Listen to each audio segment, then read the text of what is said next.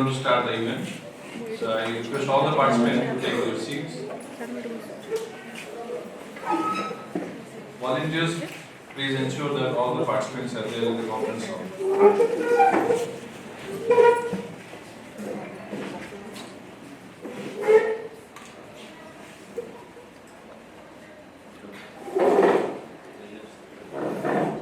Once again, good morning, one and all.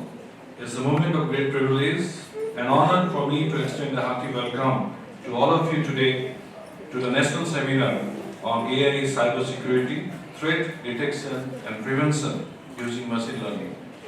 So now I request our student volunteers to felicitate our eminent dignitaries with flower emoji.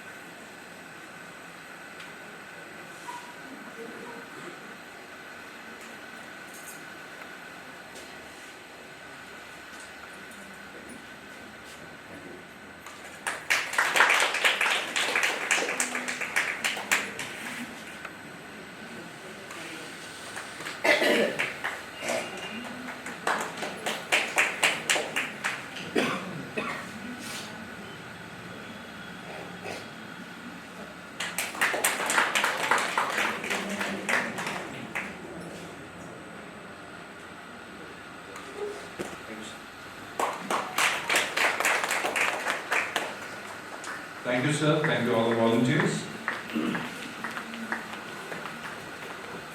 I'd like to call upon all the esteemed guests to come forward and light the lamp and inaugurate the program.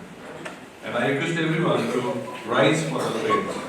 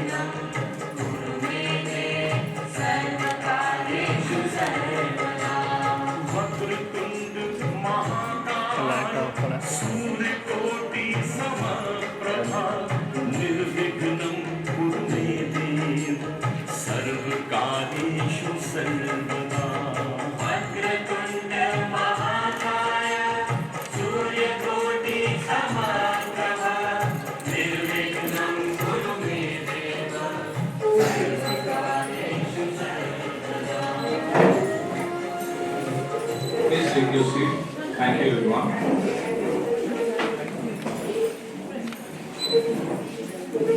Now it's time for USBM anthem. I request all to stand up for the anthem.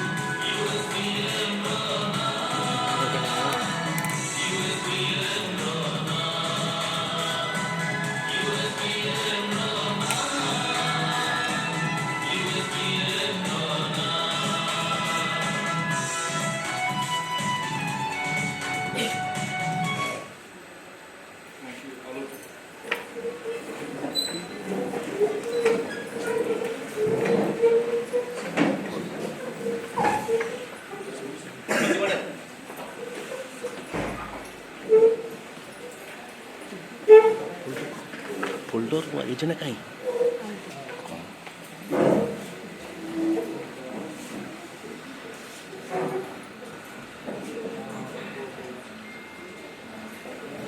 It gives me immense pride to speak about the United School of Business Management, a name that resonates with excellence in techno-managerial education.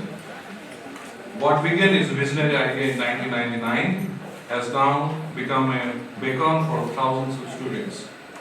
USBM continues to grow, welcoming bright minds from every corner of the country. It is with immense pride and heartfelt joy that we take the name of the man whose unwavering dedication and visionary leadership have set the very foundation of this institute. His foresight and commitment have elevated USBM to a place of prominence on the educational map of India.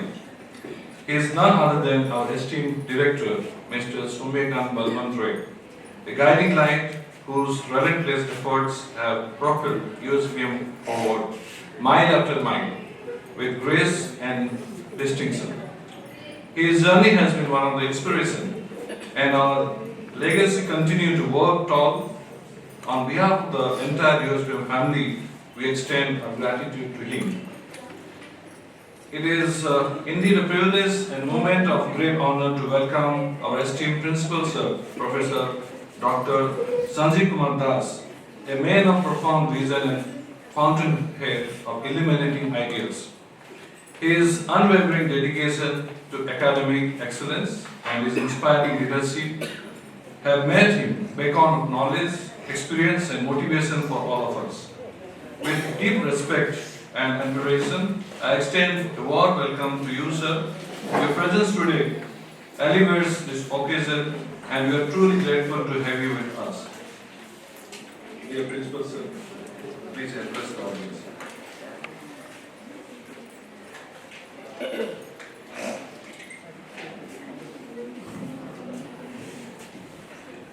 Good morning, honorable present here. Honorable Chief Guest, Mr. Sampath Das, Additional SP Grand Branch, respected Academic Advisor Professor Dr. Ganucharan Swain, esteemed keynote speaker, Professor Devashish sir, distinguished delegates from other colleges, faculty members. At the outset, I, on behalf of United School of Business Management, welcome you all to this national seminar on AI in cybersecurity, threat detection and preventing using machine learning. USBM has always tried to inspire minds in continuous development of skill sets through interactions with the great brains from various walks of life. Today's seminar attempts to create a platform for big meeting of minds. The topic is related to a vast area in which needs to be explored for the progress of the society. Cyber threats today are smarter, faster, and constantly changing. That means our defenses must be smarter too.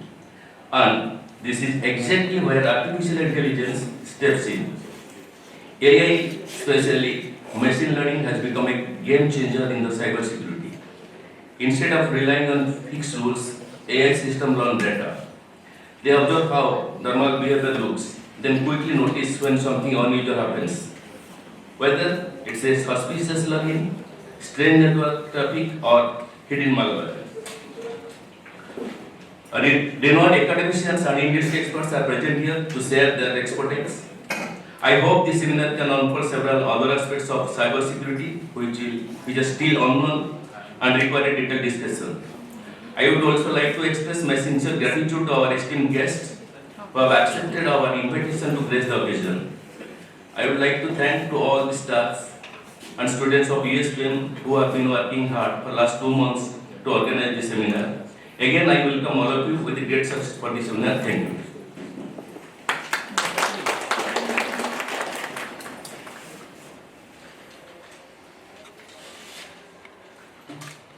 Thank you, sir, for your motivational word.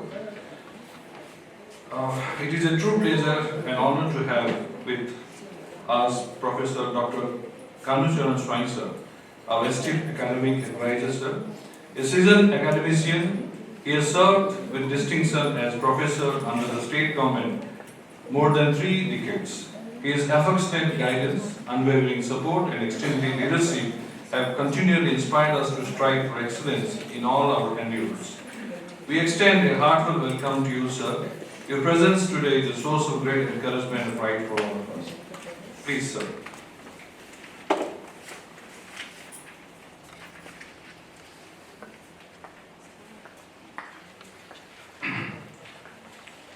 Thank you, Patro. Good morning, all. Honorable Chief Guest, esteemed keynote speakers, dear principal, dear participants from various colleges of Odisha, and dear members of the USBM family.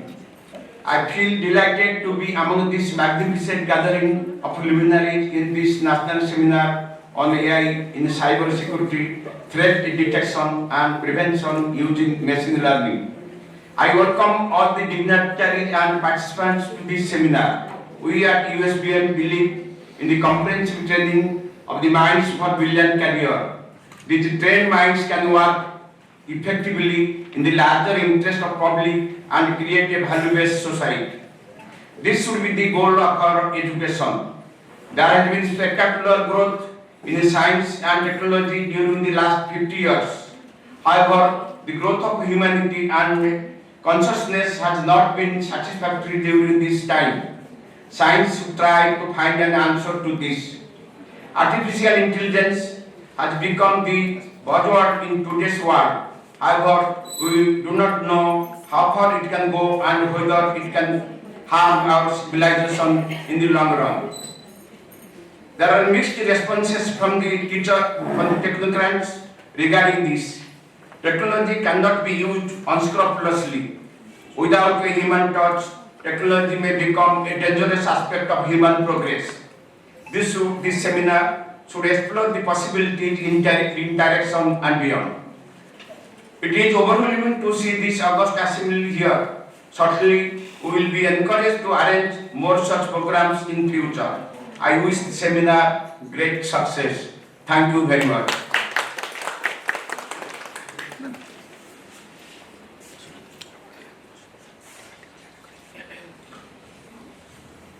Thank you, sir, for a word of appreciation. And now I request our keynote speaker, Dr. Devasis Jena sir. He is the Associate Professor and Dean Corporate Relation at the International Institute of Information Technology, IIIT Bhubaneswar. So please sir, kindly address the audience.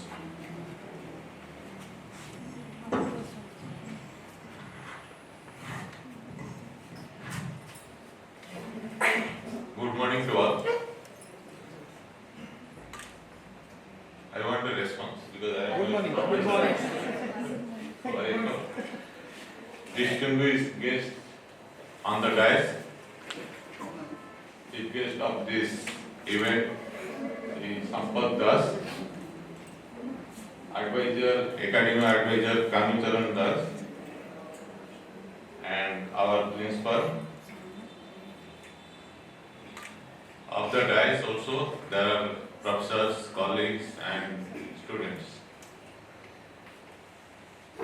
The topic is cyber security and AI. So I will be talking in detail, not detail, so in short, after the inauguration session. So we will meet, but before that, the main thing is Government of India, Government of Odisha, and lot of things are spread about the awareness of the cyber security. I will be telling in depth about all those things. Thank you. We will meet again.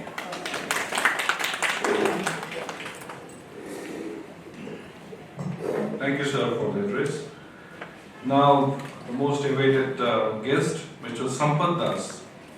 He is a distinguished professional with robust academic and technical foundation, holding BTech in Electronics and LLB from Utkal University.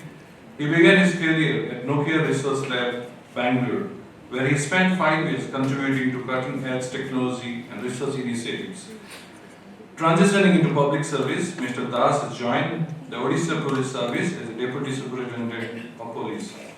His initial posting was at Sonpur, followed by a key role in crime branch. Currently, he serves as the Additional Superintendent Police in the cyber crime wing of the crime branch, Odisha. In this capacity, he leads effort to combat cyber-related offences and strengthen digital investigation frameworks across the state. Mr. Das brings a unique blend of technical acumen and law enforcement expertise, making him a vital force in advancing cybersecurity and digital justice in Odisha. Sir, please address the audience.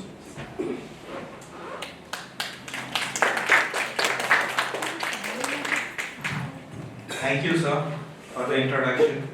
So, esteemed members on the dais and the participants. So, the topic given today is very vast. So, I will divide it into two parts. First is your cyber crime, what's happening and currently in the increasing trend. And one is cyber security and use in preventing the attacks. And basically, I will focus on the government infrastructure and cyber security scenario in Odisha. So, for the first thing, Bhavani, you can put the PPT. But I have a presentation. So, in the presentation, I will deal with the cyber security part. And but before that, I want to talk about the cyber crime. So the cyber crime in Odisha, not in Odisha, all over the world is an increasing trend, and every day lakhs of people around our country, around the globe are facing this issue. So whether you consider the dating app, dating scam, or investment scam, or digital arrest, everybody is facing the issue, and probably every day you are seeing on the newspaper as well as on TV also this cyber crime issues, and the number of the amount of financial loss is very high. If you consider the previously the traditional crimes, the theft or dacoity, the amount involved was very negligible compared to the what we have the financial loss being reported. Approximately some 700 to 800 crores was reported last year in Odisha itself. So what I am talking is the amount which has been reported in our portal, because we have a reporting mechanism. Probably most of you must be knowing that we do have a 1930, that is the call center number. So if you are facing any kind of cyber issues or any kind of cyber fraud, you can directly call on that number and you can register your complaint. Apart from that, www.cybercrime.gov.in, that is there, so you can register your complaint. So in that, what I am saying is the amount what is reported, that is this much, and the problem is that in Odisha, in our country, the problem is that most of the crime is not getting reported. If people is facing a loss of around 50,000 or 70,000, definitely they are not going to report it, and many this small amounts they don't report. And currently, from last year, we are monitoring the hotel booking fraud that is on rise in Odisha, basically in Puri. So every day they create a new website and try to attract people. And when you are searching on Google that cheap hotels in Puri, that it will pop up and you will dial the number and probably they will give a QR code or some mobile number. You will give your money, and ultimately when you reach to the hotel, they will say you don't have any booking. And we are also working very close with the hotel industry in Odisha, Bhubaneswar and as in Puri. And every day they are reporting us 100 numbers of these fake websites, and we are blocking it. But the thing is that they are much more advanced than us. We have to accept it. They are working a lot on the technology part, and they are much more technically sound than us. And as a police force, also not equipped with this kind of technical aspect, because policing is a traditional concept, and with the changing scenario, you are trying to infuse technology into policing, and it will definitely take some time. And this is the issue we are facing in the cybercrime, and to deal with it, we are all India level. We have started this cyber awareness, and last month also Odisha, last year in 2023, we have done one massive campaign, that is cyber safety campaign, and it was a huge success. And in 2025 also, when last 17th October we have started this, and it is ongoing now. Probably within 5-6 days we are going to close it. And in this campaign, what we are doing, we do have cyber runs in all of the police districts, and they are going to door to door. They are doing door to door campaign, and we have prepared also a few cyber safety awareness videos. So they are teaching people what are the how this crime happens, and don't get into the trap of all these phone calls, all these links what you are getting in WhatsApp, Telegram, wherever. So don't get into this trap, and if you are getting any kind of suspicious link, don't open it. And the problem is, the main problem with the cybercrime is the greed. Where the people are, people think like, I will invest 1,000 rupees and next day I will get 5,000 rupees. So basing on that, they are trying, and they also monitor the people. What is your profile? How whether you are employed or not? Because on social media we are giving all the details of us, and the database is also including your sensitive data is getting leaked on the dark web, and they're getting the information from there, and so on. So in that, I am not going to focus on that part. So probably the topic is different, and I will stick to that. So basically I want to say you please stay alert. So don't get into the trap, and whenever and whatever the problem you are facing, please log into the cybercrime page, and there is a Sanchar Sathi portal. So if you are getting any suspicious fraud calls or something, you can log into that part and report the mobile number, and if also there is a CEIR portal also by Government of India. If your mobile phone is lost, you can also register your complaint there, and we are giving thousands of mobile to their owners by using that portal. So once your mobile phone is lost, you can log into the CIA portal, give your details, IMEI number, your phone number, your alternative mobile number, and we are tracing back that, and we are giving it to people. So that is a very good portal, and you can make use of that. So this is the topic this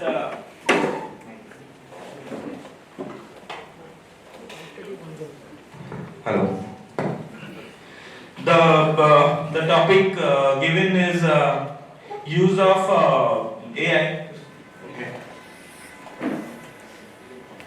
The AI in cybersecurity. So threat detection and prevention using machine learning. So AI is a very broad topic. You know, artificial intelligence and machine learning is not different. It's a part of AI.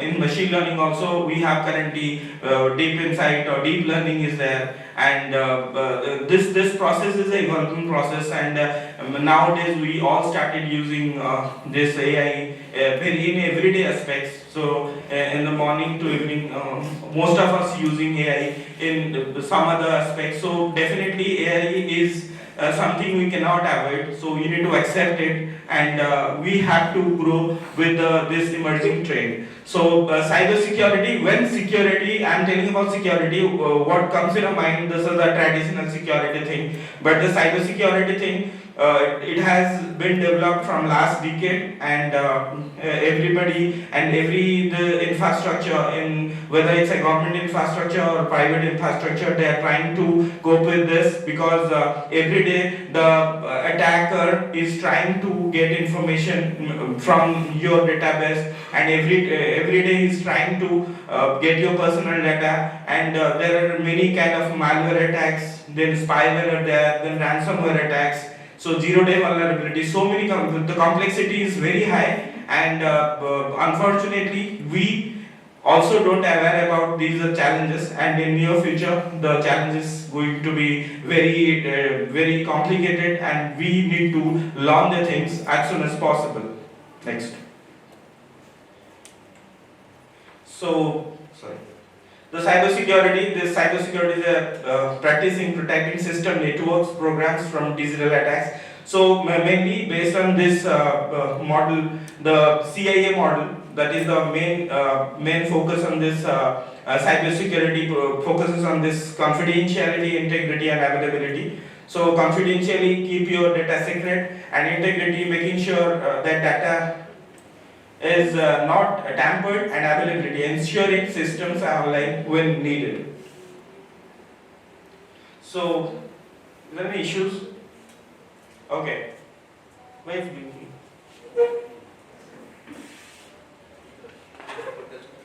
Light up on कर दूँ.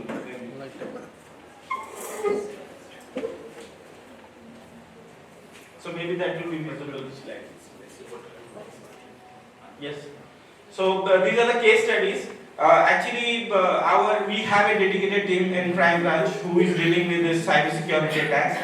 So last year in a government infrastructure, there was a server having only the database about some crucial informations, and unnecessarily it was open to internet, and they have hacked two of these servers and they have taken the data. So when we got involved, we have isolated that, and what are the procedure we have done it. So also they have started targeting Odisha. Previously, from last couple of years, the number of attacks on Odisha government infrastructure is increasing. So every day they are trying to. The problem is that our websites, most of the government websites are not secure. So that is the thing, they are attacking the government websites, and also we don't know how to protect our data.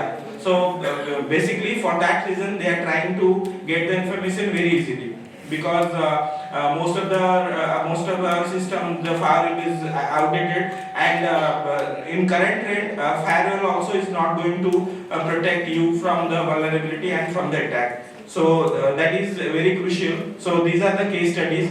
As I said, a crucial government organization was hacked and sensitive data was stolen. And one company in Bhubaneswar also, their ransomware attack, dark vault attack was happened last year. So this is why it's happening. The old system, failing, because in previously we are using firewall, and that was very simple. And firewall is not, the old firewall is not designed to combat the attack from the cyber world. What is the people who are sitting other side? They are using latest trends and latest technology to get into your system, and the old firewall system is not able to make it to protect it. So we need to have an adaptive solution for that. So now the artificial intelligence, as I said, it's a very umbrella concept. The broader concept is using human intelligence and human reasoning for protecting and for beneficial of the mankind, because it will give you the prospect how the human previously only humans having the knowledge or reasoning skills or at different attributes. Now the computer system also getting this advanced technology to compute like humans. So this is the umbrella concept, and machine learning is the way. This is the main way, because the machine learning is a part of artificial intelligence. Like this is the algorithm, the data, or that is the method in which the artificial intelligence works. When you are designing something, the machine learning helps you to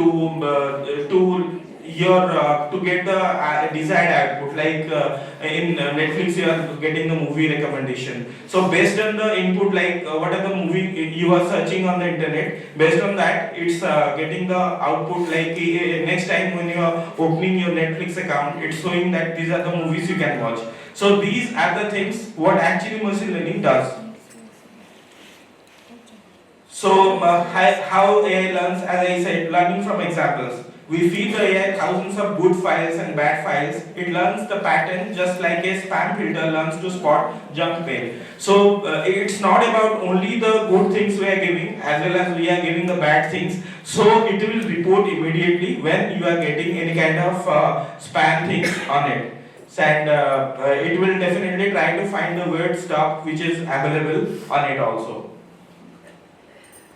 So the AI in cybersecurity, the core application is anomaly detection, because if any kind of anomaly is happening, it will able to detect it, and unusual behavior and unusual traffic, it will automatically detect. And security automation automates various tasks like scanning for vulnerabilities, freeing up human analysts for complex work, and identity analytics. So when some user try to log in, it will definitely identify who is the actually correct user is trying to log in into system, and any kind of unusual behavior in login attempts, it will immediately detect, and it will report it.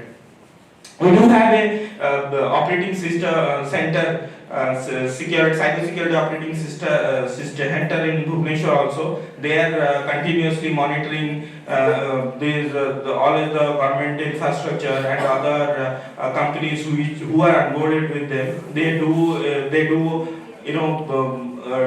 monitor this on 24-hour basis.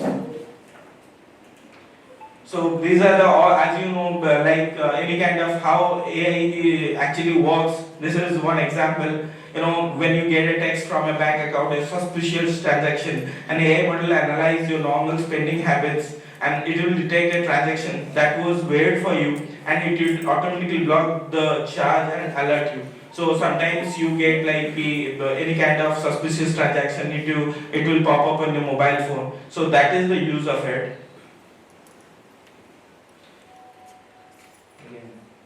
Now the big set, previously what are the system, final system was that is a reactive system, and in that waiting for the attack to happen, and then depends on the attack it was you to react it. And currently with the current changing trend, then you have to be a proactive mechanism when where you can predict the things before happening, and that will actually helps to keep your data secure.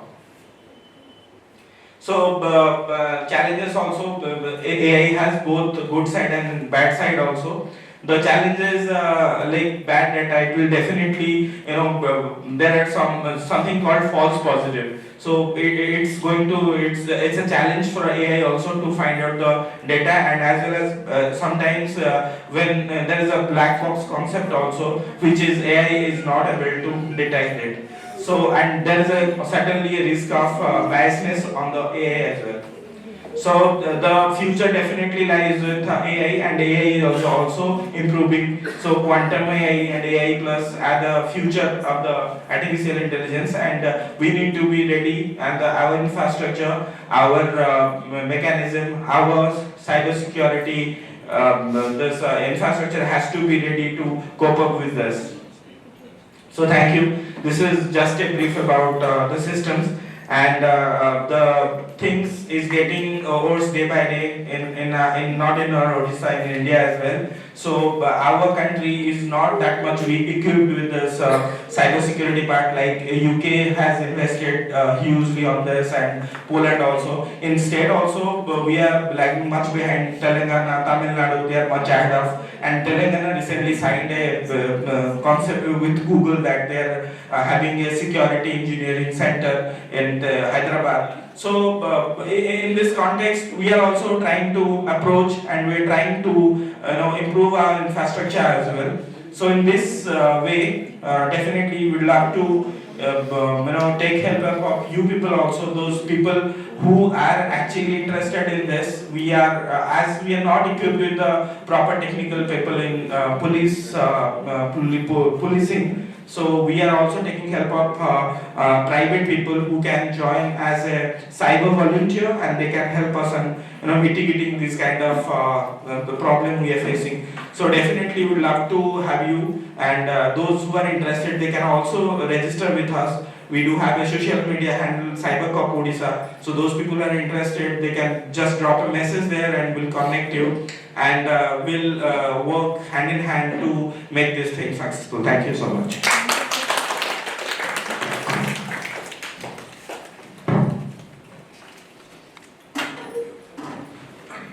Thank you, sir, for the informative information. I think everybody has noted the number, the websites has given us.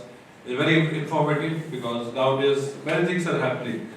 Even if we know, we are at least bothered about all those things, but sir has given the beautiful explain all the updates about the information technology and how cyber security can be prevented. So sir is busy, he's having some other assignments. Before leaving, I request our student volunteers, and I request principal sir and academic advisor to felicitate our case.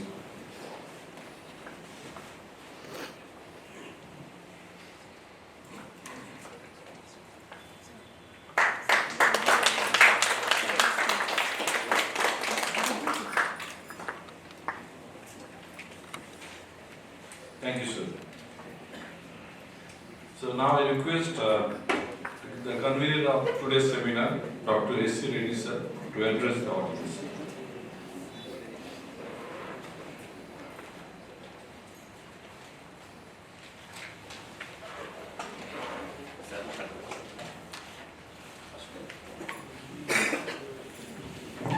Student volunteer, please escort our guests.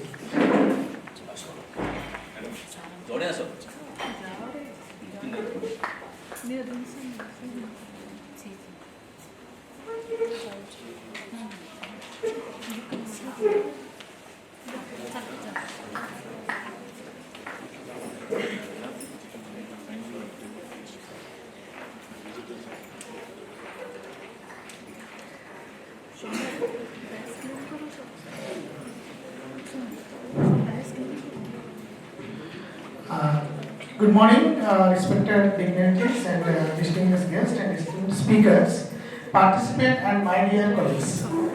I take great pleasure in welcoming all the participants to this National Seminar on Artificial Intelligence in Cybersecurity Threat Detection Prevention using Machine Learning. On behalf of the organization committee, I extend a warm welcome to our distinguished speaker and guest and participant. In today's interconnected world, cybersecurity stands as one of the most critical global challenges. With the rapid rise of digital technology, threats have become more complex and unpredictable. Artificial intelligence and machine learning now they play a vital role in the predicting, detecting, and preventing these cyber risks faster and more efficiently than ever before. This seminar brings together experts and learners to explore how innovative AI models can safeguard the data, systems, and networks.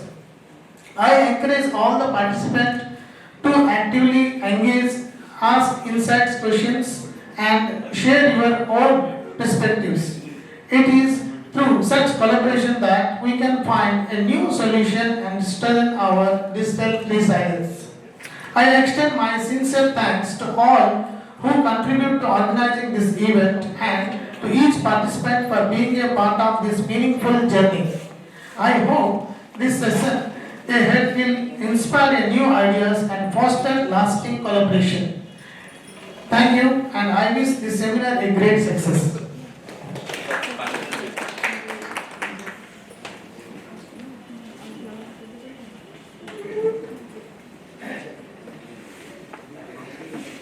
Now I request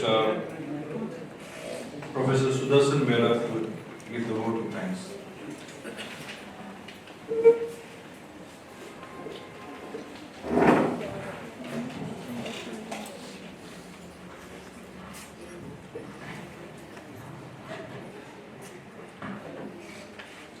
Good morning to everyone present over here. On behalf of the organization committee, the National Seminar on AI in Cybersecurity, Threat Detection and Prevention using Machine Learning, it is my pleasure to deliver the vote of thanks. First and foremost, I extend our heartfelt gratitude to our chief guest, Sri Sampath Das sir, for delivering such a insightful, inspiring, and thought-provoking addresses. Your valuable words have not only enriched today's seminar, but have also motivated us to think deeply about the future of AI-driven cybersecurity. We truly appreciate the time you took to be here with us. Finally, I extend my warm thanks to all participants for your wholehearted involvement. Your active engagement makes this seminar meaningful and impactful. Once again, thank you for being a part of this important academic gathering. Have a wonderful and productive day. Thank you all of you.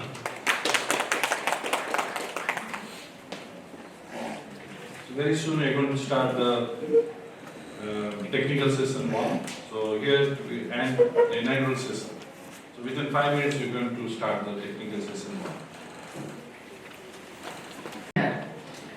Before proceeding to the next chapter of the day, I would request the keynote speaker of the first technical session, Professor Dr. Devasis Jena sir to come on the dais. Sir, please. May I request student volunteers please accompany sir? Not required. Okay, sir.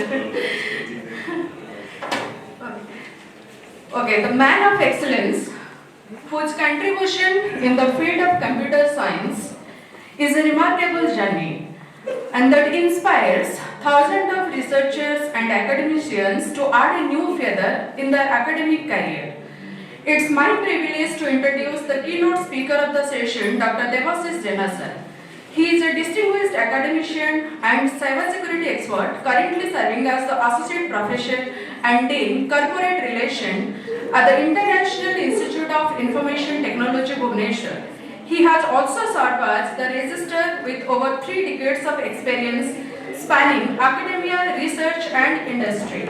Dr. Jena holds a PhD from NIT Rourkela and specializes in cybersecurity, cryptography, privacy preserving, authentication and distributed systems. He has supervised several PhD scholars and established the Information Security Lab at IIT Bhubaneswar. He has the lead major sponsored research project under the MITI ISEA program and executed multiple consultancy projects in secure digital systems and government tech initiatives.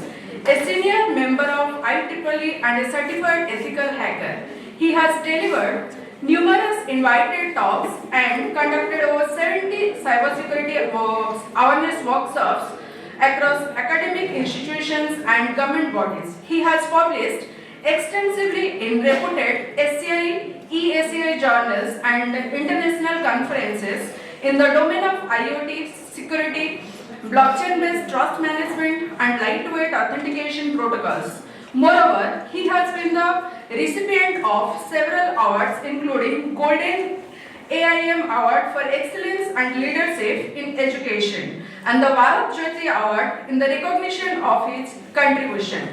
We are honored by his gracious presence in our seminar. May I request you, sir, to address the audience. Sir, please.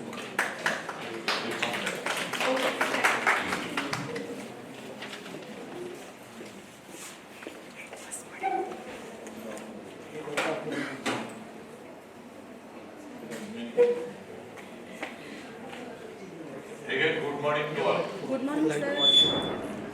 Good My morning, sir. introduction, the duration of the introduction will be more than the what I will talk.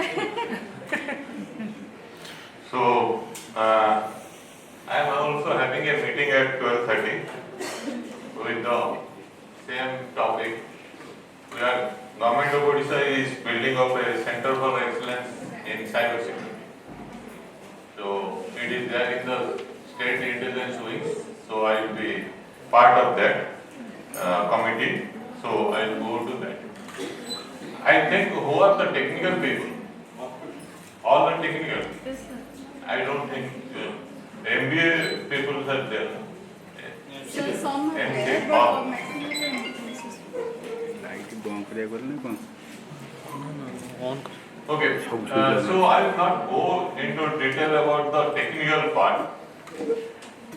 Why cybersecurity is required? I will be a interaction, two-way communication. Communication always good if you have two-way. So, why the cybersecurity incidents are happening? Anyone?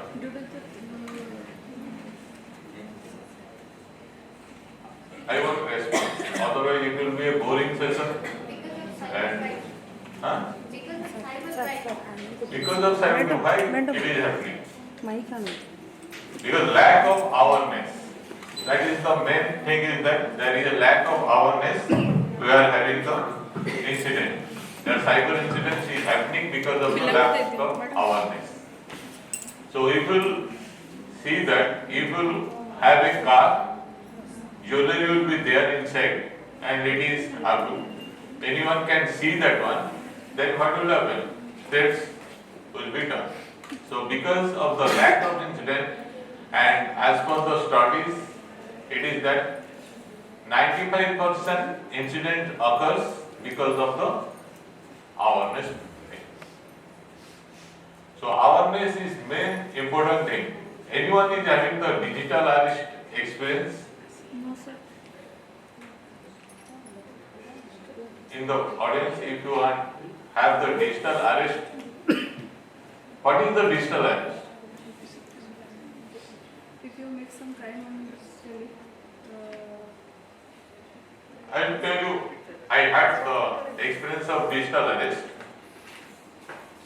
One day, I got a call from, you will have a true caller who will have a picture of police personnel, and they have called, one police officer has called me that your parcel has been received by person in the German, and you have sent something to him and with the FedEx. That is FedEx group who does the mainly international logistics. So we had, do you know what is the things are inside in that parcel? That person has called. I told that I have not sent, but he has told me that your Aadhaar card is this and you have sent it and your money receipts are there, and that person has booked a police case in Mumbai, Thana.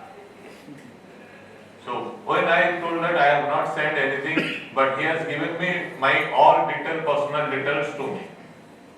So then I told that what are the things are inside. Then he has told that there are some clothes are there, but there is this ganja is there.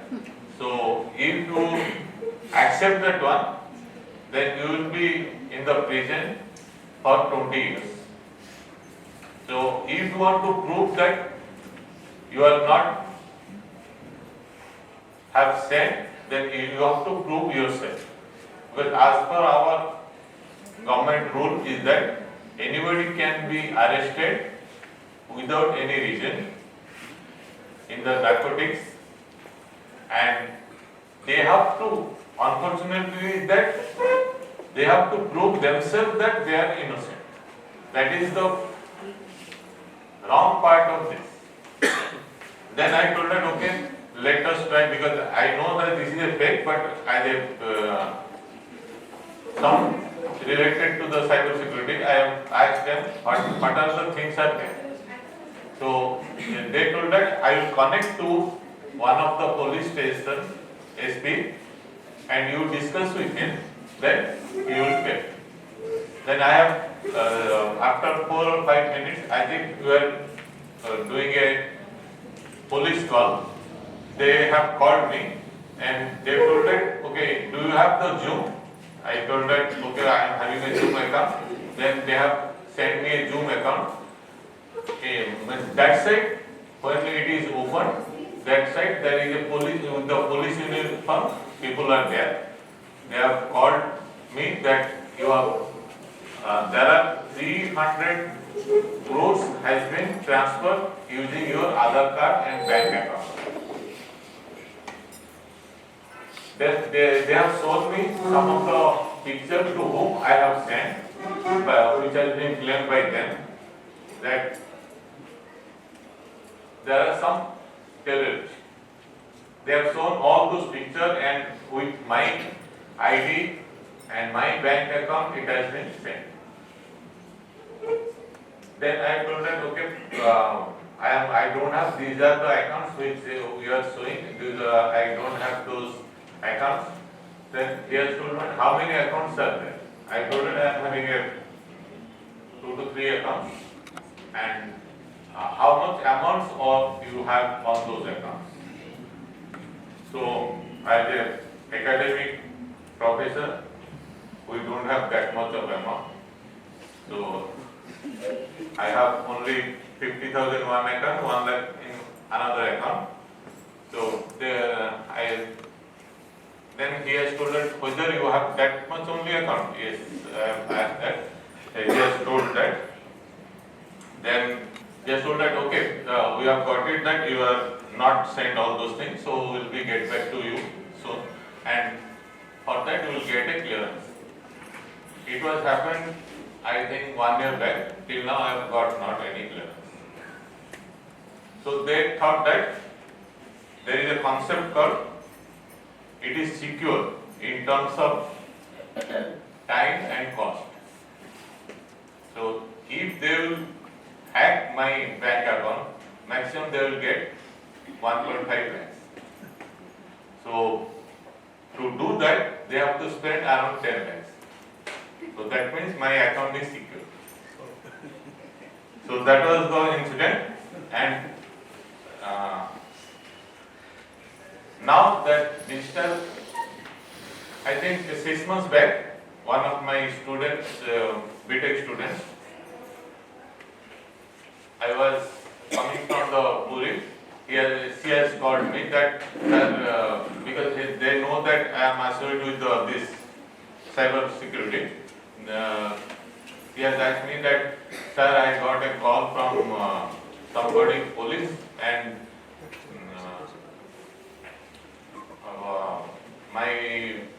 they are telling that I will be arrested. I have sent, so I have told that my story. So he has told that the same thing. He has told that same thing has been happened to me.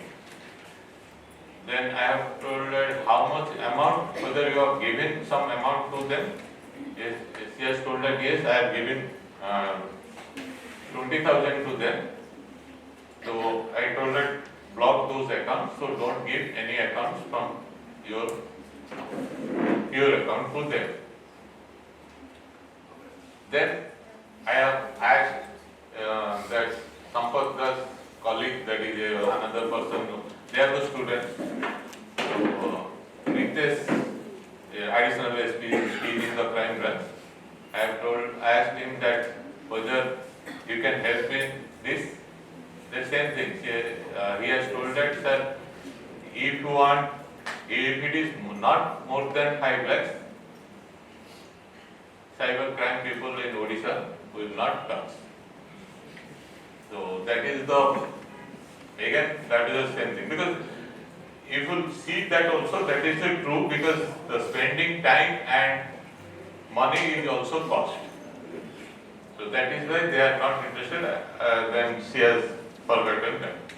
Now that is the digital arrest, people has lot of advertisement, lot of things has been happening for awareness program. Now there is a new type of crime is going on. Anybody knows this thing? There is a now loan. What is happening is that I'll tell you the same exact story, not story, it is a fact. My director is Ashish Ghosh, he is well known in AI and ML, one of the pioneers of AI ML in India. That one day during Durga Puja, his father-in-law and wife supposed to visit the Puri. During that period, one day in the morning, he has called me that my father-in-law has given all the documents to somebody, and can you meet me? Around 8:45 again, I have gone to his house. He has told that while they are supposed to board the flight, that his father-in-law and his wife, she is also a professor in computer science in Jadavpur University. Somebody has called to his father-in-law and tell that he is from the Canara Bank, Canara Bank, okay, Canara Bank, and there is a special drive is going on for the older people. So if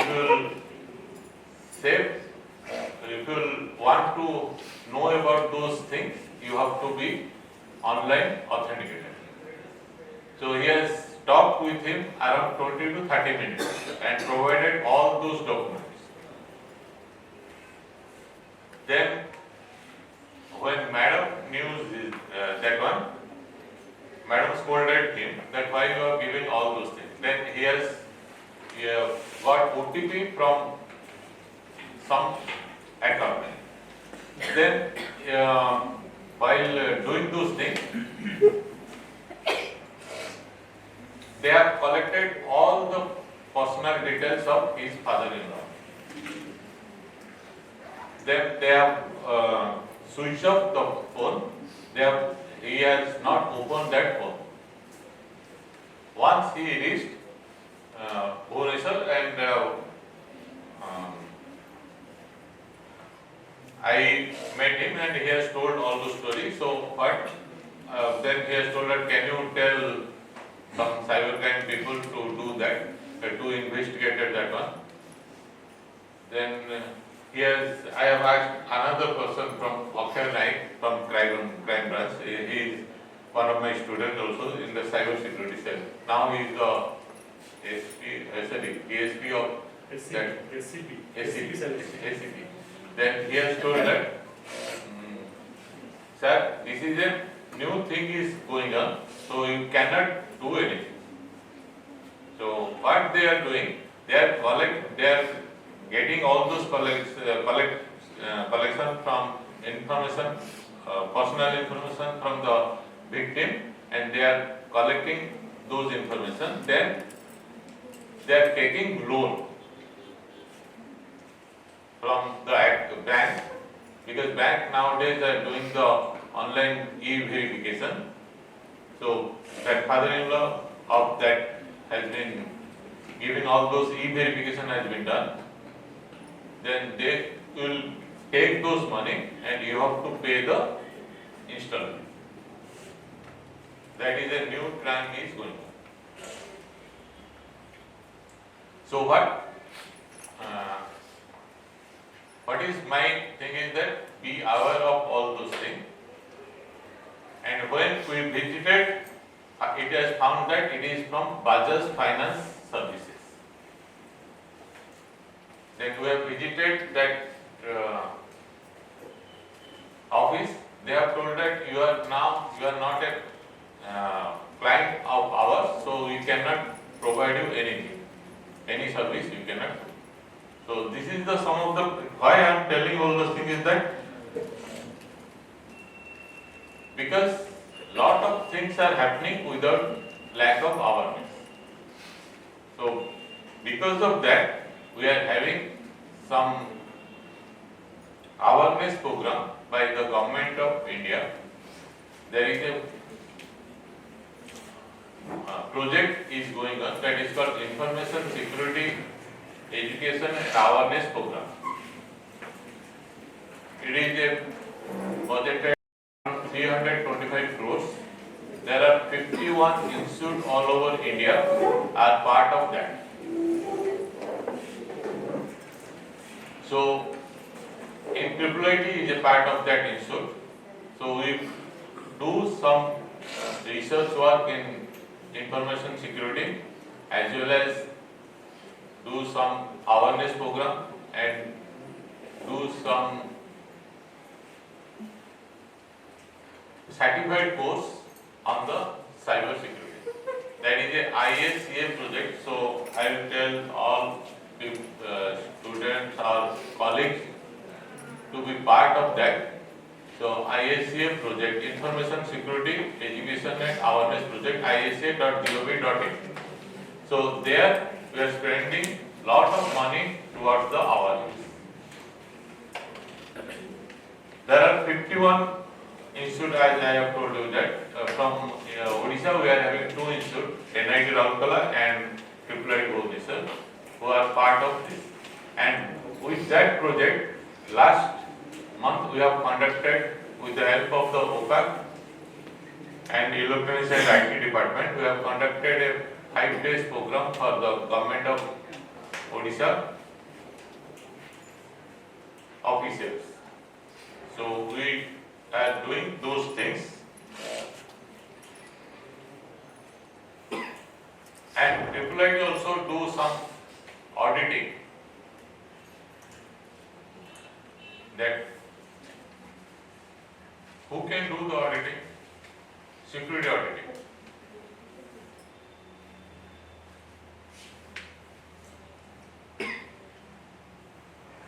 Anyone?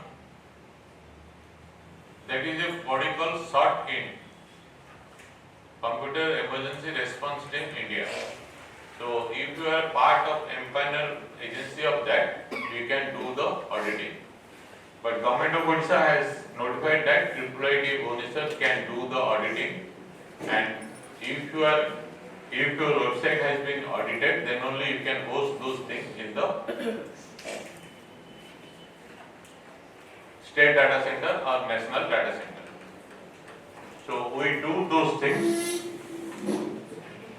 and as all are your faculty members, so I will request that be part of. There is a program where not program, it is an international conference of IndoCrypt 2025. IndoCrypt is a program where international conference where we get the people from all over world. We are having speaker from USA who are also speaker who develop those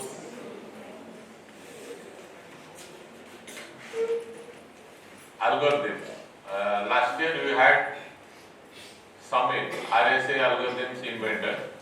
Summit. This year we are going to have Luca D, who is the IBM head of cyber security. So we are having lot of things. So there is also, besides that, we are also conducting national workshop on cyber security. So if you are part of this national workshop, then there is no registration fees, nothing is required, and it will be free of cost. And you will be surprised that we are having only 18 papers, not more than that in the industry, but we are spending 25 lakhs for this workshop. So these are the things I want to tell, because I am having another meeting, and whenever you want to have, we have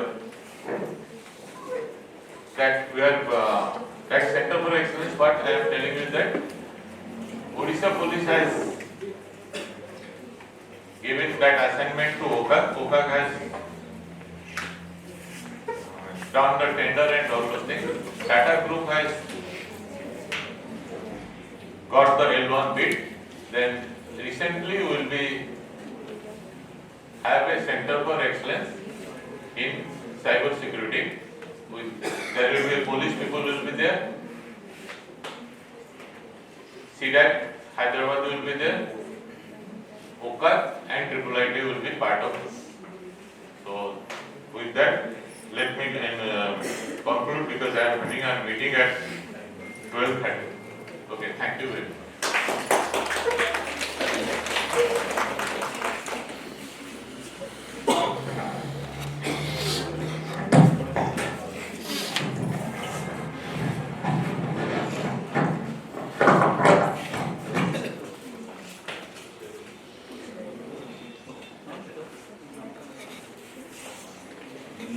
Thank you, sir. Thank you, sir. I would like to express my heartfelt gratitude to our esteemed keynote speaker, Dr. Devasis Jana sir, for your insightful talks. Your engaging talks in respect to various dimensions of cybersecurity and why it is essential in your digital life, that is truly explained in a magical way. As we know that the era of Gen Z AI, the use of internet has rapidly increasing day by day. So as the risk of cyber threats are also increasing. How we can safeguard our future life by adopting different technologies has truly broadened our perspective and provided us the valuable knowledge by Dr. Devasis Jana sir. And we are very much grateful for your presence here, sir, despite of your busy schedule. We are inspired by your ocean of knowledge. Sir, thank you so much. And now I would request our principal, sir, to felicitate our keynote speaker with memento as a token of love from USBM family. Student volunteers, please.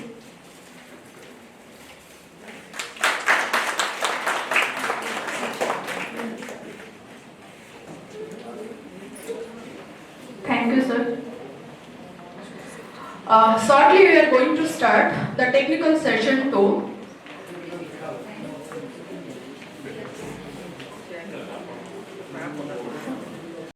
Good morning to one and all present here. I am extremely delighted to welcome you all to the technical seminar organized by USBM. I heartily welcome respected principal and academic advisor, head of the department, participant, honorable guest, Mr. Sujay Ganiket. I would request to principal sir to do the honor of feliciting our guest with a buku.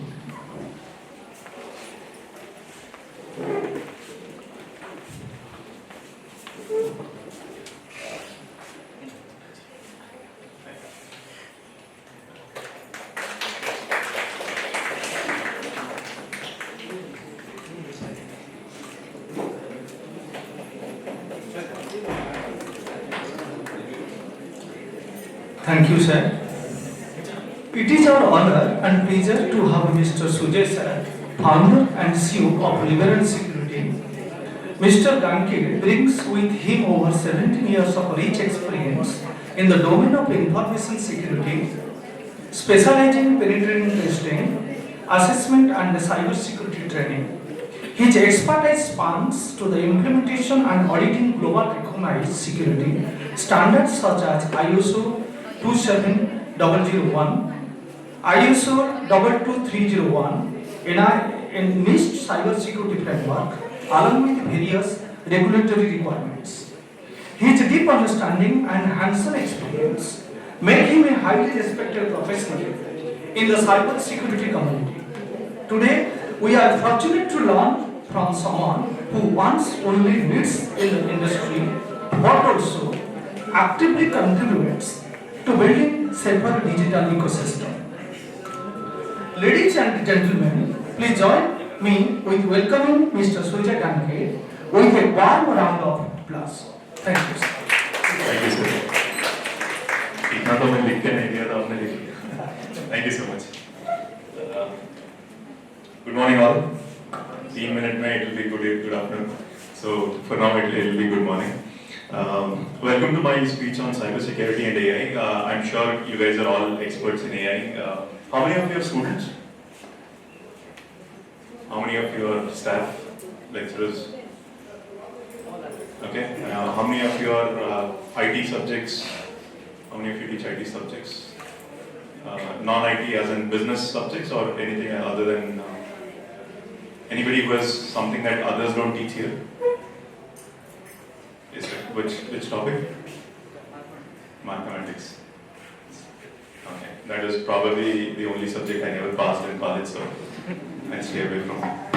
Right. So my name is Sujay. I'm a senior security consultant, founder of this company called Liberal Security.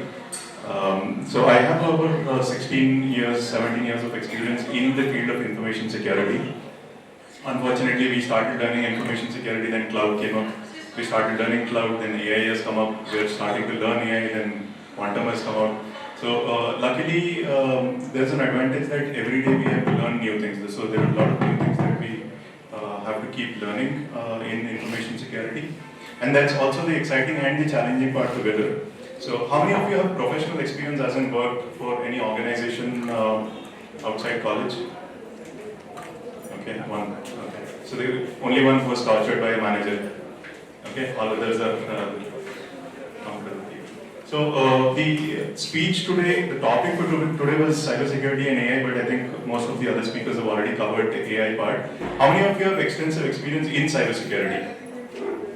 Not being a victim. We all have experience of being a victim in terms of cybersecurity, but on the other end. So I'll talk more about cybersecurity in general. Let's go with an assumption that AI is going to help or negate that for the day. Okay.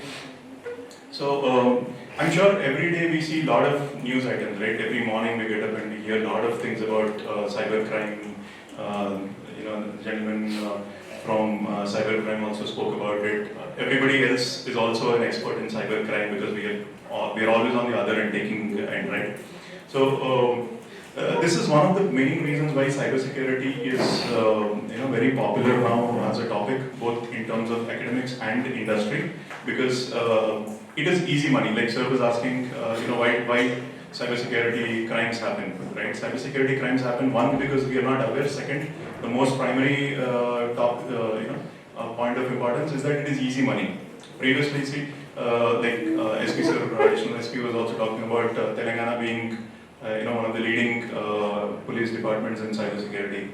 Now, problem for Telangana police is that the physical crimes have come down. Okay, that's the happy part. But they were comfortable with it. Over the decades, the investigation process, the policing process has matured. But now, when they have matured through the process and when they're at the peaks of their capabilities, those kind of crimes have come down. Right? Now, every day morning, they get calls saying that somebody sent me an email, I clicked something, and then 50 lakh rupees are gone from my account, and the police are now facing a new problem that they're not able to trace these attacks. Okay, so that's it. That's one of the reasons cybercrime is one of the interesting topics for police also, because it is the worst headache for them because there is no evidence. Even though the forensic science has improved so much, now they have to reset everything and start from scratch. So that's one of the problems they're facing right now, right? So is this cyber threat only for us? No, it is globally everywhere. Across the globe, every company, every country that has internet or even doesn't have internet all is now falling prey. Can anybody have any context as in why would I say even if there is no internet, we are still falling prey to cybercrime? Any idea why? Do you think only systems connected to internet will fall prey to cybercrime? Okay, we'll see some examples then.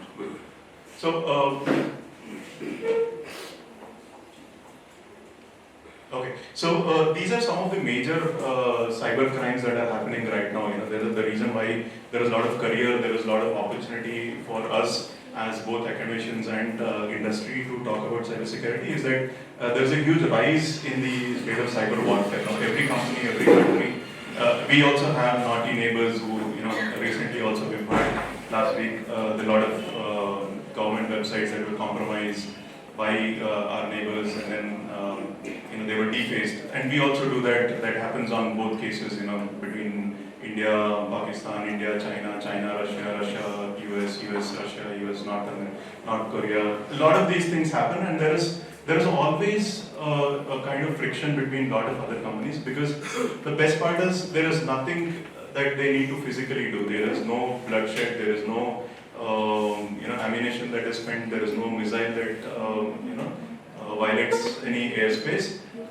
That is a good thing, but unfortunately, again, like I said, it is untraceable. Cyber warfare is something that is untraceable and you cannot avoid it. How many of you think we can run our economy right now without internet? Anybody? You can go back to books and papers and then write our accounts on books. Would you be comfortable doing that? Right? So that's the reason we have more moved towards a cyber warfare scenario. And I'm sure you've heard a lot of ransomware, right?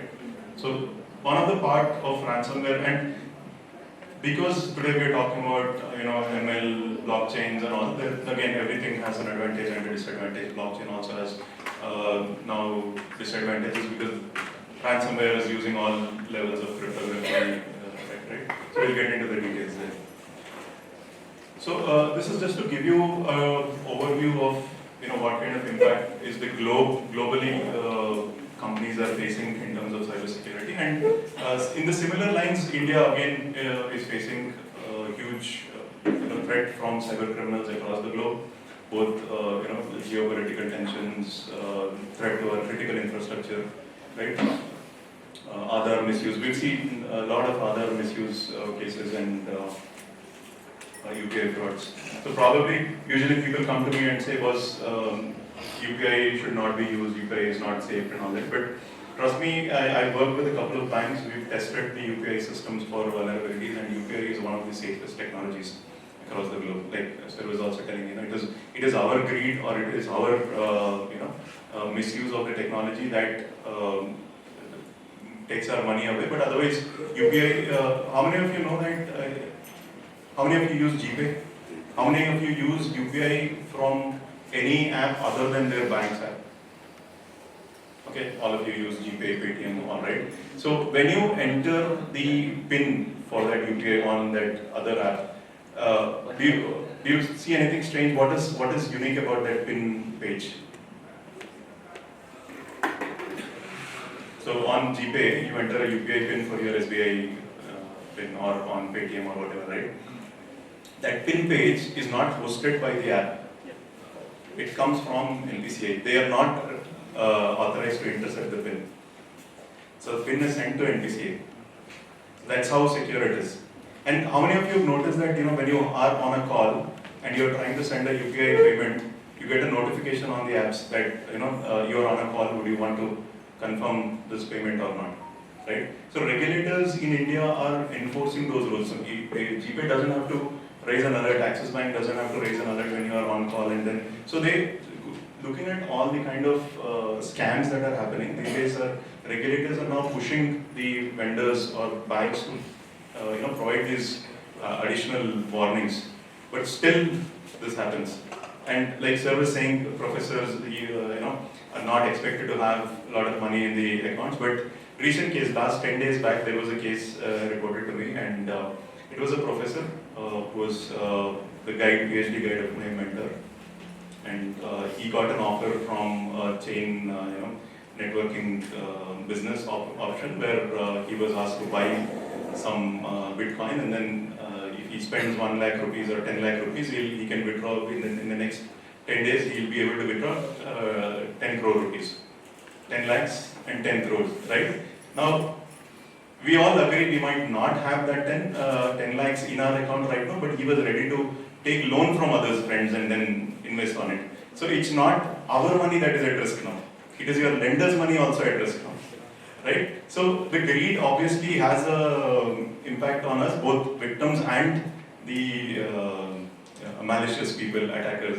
So it is greed from both ways. So you cannot blame anybody right now. If somebody is stealing money from you, it is primarily your responsibility that you didn't take care. We call it due diligence and due care in terms of cybersecurity. So you have to do due diligence, as in validate if that was a genuine request, validate if that person is a genuine person. You have to have due care taken, as in you have to make sure your pins and passwords are in place. You have strong OTPs, multi-factors set in place. How many of you have smartphones, or how many of you don't have smartphone right now? Right? So everybody has it. How many of you have a pin set on the smartphone right now? No, nobody raised a hand actually. So all of you have a pin set? Okay, how many of you have a pin 1, 2, 3, 4? I can see somebody is heart pounding but not raising hand. Okay, so if not you, if you don't accept, somebody else actually knows that you have a 1, 2, 3, 4 or 1111 or 3333 or your date of birth, whatever it is, or your son's date of birth or your daughter's date of birth. Now it could be your pet's date of birth also. Okay, so we are all animal loving people, and we have our pets also. So if you see the pattern, and trust me, this doesn't end with us. Unfortunately, cybersecurity doesn't start or end with us. It goes back to our family, right? So this practice, this hygiene that you didn't follow today, is actually going back to your family. Your parents might also have a UPI account, a bank account, which has, again, a default password with your birthday as their PIN code, right? So it is important for us to understand these vulnerabilities and then work towards that. I think additional speaker also spoke about these three, but just to be on the same page, I will still want to reiterate these 3 terms, the pillars of cybersecurity. How many of you understand these 3? If it's all of us, then I'll move to the next page. Okay, 1, 2, 3, perfect. So what is confidentiality? How do you, question R. So since how do you define confidentiality? Because irrespective of AI, cloud, quantum, if you understand these 3, then you understand cybersecurity. Doesn't limit you to any kind of technology. So for those who don't understand, confidentiality is the ability to make sure information is available only to authorized person. So it's not that you lock it in and then throw away the key. That is not confidentiality, that is business loss. Because when you need it, you will not get it. So confidentiality is making sure people who need it get access to it whenever they need it. Not every time, whenever they need it, right? Similarly, integrity. Integrity is like not cheating your partner in English. Okay, having integrity, not having 2 girlfriends at a time. But here, in terms of cybersecurity, integrity talks about correctness of data. How many of you maintain your own finances? How many of you are into finance, MBA stuff, right? Or let's say let's talk about your salary. So you all get salaries, right? How many of you are salaried employees? All of us, right? So tomorrow, if your bank account shows like a couple of digits less, will you accept it? And the bank says it is just a processing error. Will you accept it? Right? So that is integrity of the data. Tomorrow, if a public company posts their financial details on the internet, and then there are a couple of digits less or more, Is that acceptable with the regulator allow that? No, right? So how is the data managed, or how is access to the data or modifications to the data managed? Is it done by authorized persons? Is it done using the correct methods? Or is integrity? Integrity is correctness of the data. This is very important for AI. We'll get into that, but I'm sure all of us know integrity goes for a toss when you bring in AI, right? ChatGPT has given you a lot of answers, but how correct is that answer? GOK. What is GOK? God only knows. Even the founders of OpenAI would not know. It's just God that we rely on, right? And the third principle is availability. Now we spoke about confidentiality, right? That data is required to be available to people when they need it. Now what happens when you don't have the data when you need it? You're supposed to log into internet, send me money, or I have a knife here asking you back for my loan, and now your internet banking site is down. Your loan collector is here, but your site is down. So having that 10 lakhs in your bank account, is it of any use for you right now? No, right? So the system has to be available whenever we need it. That is the concept of availability. So unless and until you have all of these three aspects, you are not considering yourself as a secure organization or an asset. Your assets are not secure. They have to be locked, accessible only to people who need it. Accurate, as in the data that went in should be the data that comes out. Obviously, garbage in, garbage out. That's the first lesson we learn in computers. But yeah, if you put the right data, it should remain right data, right? And availability. You need to have, the system has to be available to you whenever you need it, right? So once you understand these three, then you can get into cybersecurity, then you can get into AI, quantum, whatever you want, right? So why? Now, question is why? Why do people do crime? What consists of crime? How do you think crime happens? What are the motives behind crime? Okay. These are some of the top motives. As in, first is espionage. How many of you heard of the term espionage? Okay, one. So disqualified. So learn the question. You heard of espionage? Corporate espionage. So how many of you have heard of these cases where one company sends an employee into another company to get their secrets? Right? It happens in Hollywood movies, Bollywood movies, everywhere. But then that is a true fact. In fact, we've recently written an article, and do you know that there are a lot of North Korean, developers or hackers who join US companies as employees? Okay, so they work for North Korea, they work from North Korea, for North Korea, by North Korea, full democracy in North Korea. But then they don't, but they work for other companies. So see, everybody, how many of you want work from home? Nobody except me. We all work. So every company, people are moving. So luckily after the pandemic, everybody is moving to work from home. Everybody takes a video call interview, and then, these topics will join back, we'll come back to AI again. Just remember what topics we're talking about. Now, interviews are done remotely, interviews are taken globally or through Teams, Zoom call and all that. So the other guy sitting on the other computer is actually some North Korean hacker who clears everything, okay? And then he sends his passport, ID, whatever. Again, fake passports, fake IDs, he'll relate it back to AI later, right? Once he clears the interview, again, how do they clear interview? How do they answer questions? How do they translate their answers to English and then speak it out? Again, AI. We'll come back to AI is not a concern, right? So cybersecurity is the concern, right? So these guys clear interview. Now the question is, company resources are accessible only through company assets. Okay, you have a strong, you're obviously, we are also smart guys, right? So we make sure our laptops are hardened, we have all antivirus installed in the laptop. We only ship laptop, inland shipping. If I'm an American company, I ship it only to an American address. I'll not ship it. Obviously, I'm not fooled to ship it to North Korean company. So now these guys are smarter. Now they have somebody in US, they have somebody in India, they have somebody in Russia who runs something called a laptop farm. Have you heard of this term, laptop farms? So what this guy does is, he will collect, so this scammer will use my address to clear the interview. The company's HR is happy, sending me very, greetings and bouquets, welcoming me into the company. All that happens while you first time get into the company. Don't keep that expectation when you leave a company. But when you join a company, it's a festival for them, right? So they will ship this to their address, and there is this one person in that address who is connecting all these laptops. You'll find these photos on internet. So there are like 100 laptops put on the floor itself. They don't even have space to put stands or tables for them. So they are put on the table, connected to internet in an American household. So all these are connected, and remote access is given to the guy in North Korea. So that attacker is with his fake identity.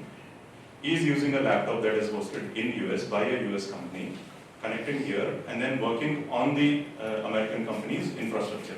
So now that fellow has direct access to the infrastructure. Nothing stopping. So there's no other story for me to tell you after that. It is your sheer imagination what that guy can do once he's inside your network. As in, you have called him, you are paying him salary, and you have given him full access to your internet, to your assets, right? So that's kind of cyber espionage that we are talking about right now as cybersecurity experts. Sabotage, political influence, and all this, these are normal, people attack your networks, pull them down. If you're an e-commerce site, you will know, let's assume today you all are e-commerce sites, all of you are Amazon in yourself, and you have a big billion sale today scheduled, right? What if your server is down today? How much loss will you incur as an organization? So if I'm your competitor, all I have to do is make sure IRCTC is down so that my travel site will run. And what do I do? How do I pull IRCTC down? No, it's a confidential. I will not tell you how to pull it down, but yeah, that's it.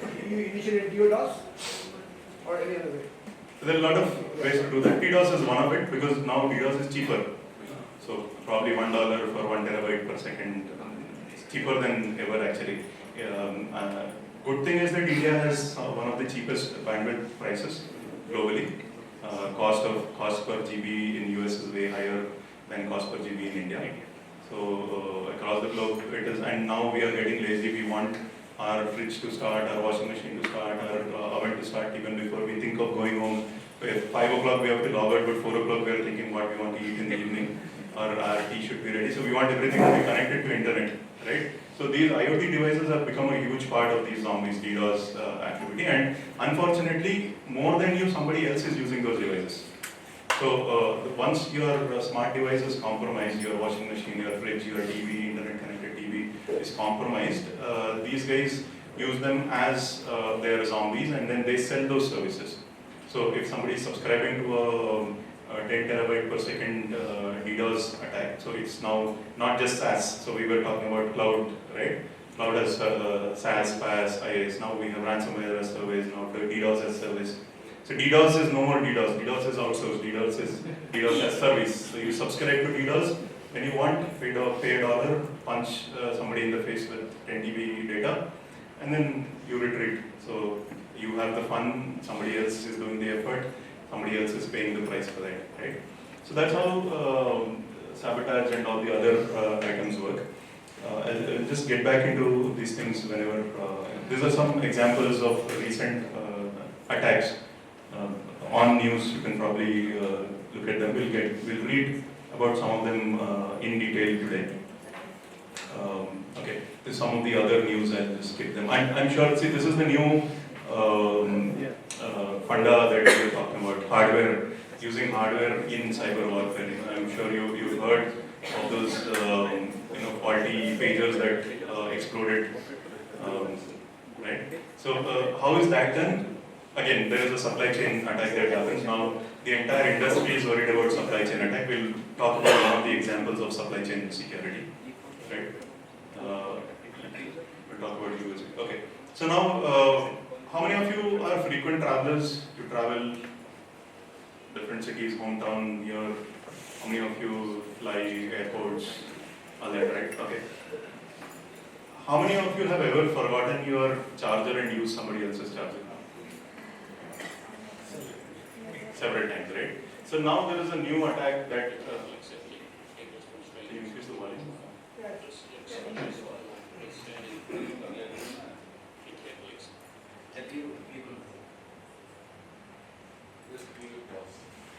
It's okay, I'll explain. Either you mute it or input. So now there are these smart cables. So what you're seeing on the screen is that this person is using a regular looking cable. Okay, it's your regular Type-C to Lightning. Rich people, you have Lightning. Poor people have Type-C. Now rich people are also having Type-C for everything, right? So Type-C to Type-C cable. And these look like regular Type-C cables, these feel like regular Type-C cables, and they work like regular Type-C cables, but they have a separate dedicated integrated circuit built into the chip, the cable itself, or the USB adapters, okay, which are capable of running a wireless network. So it can host a local wireless hotspot. Okay, so that's what he's showing.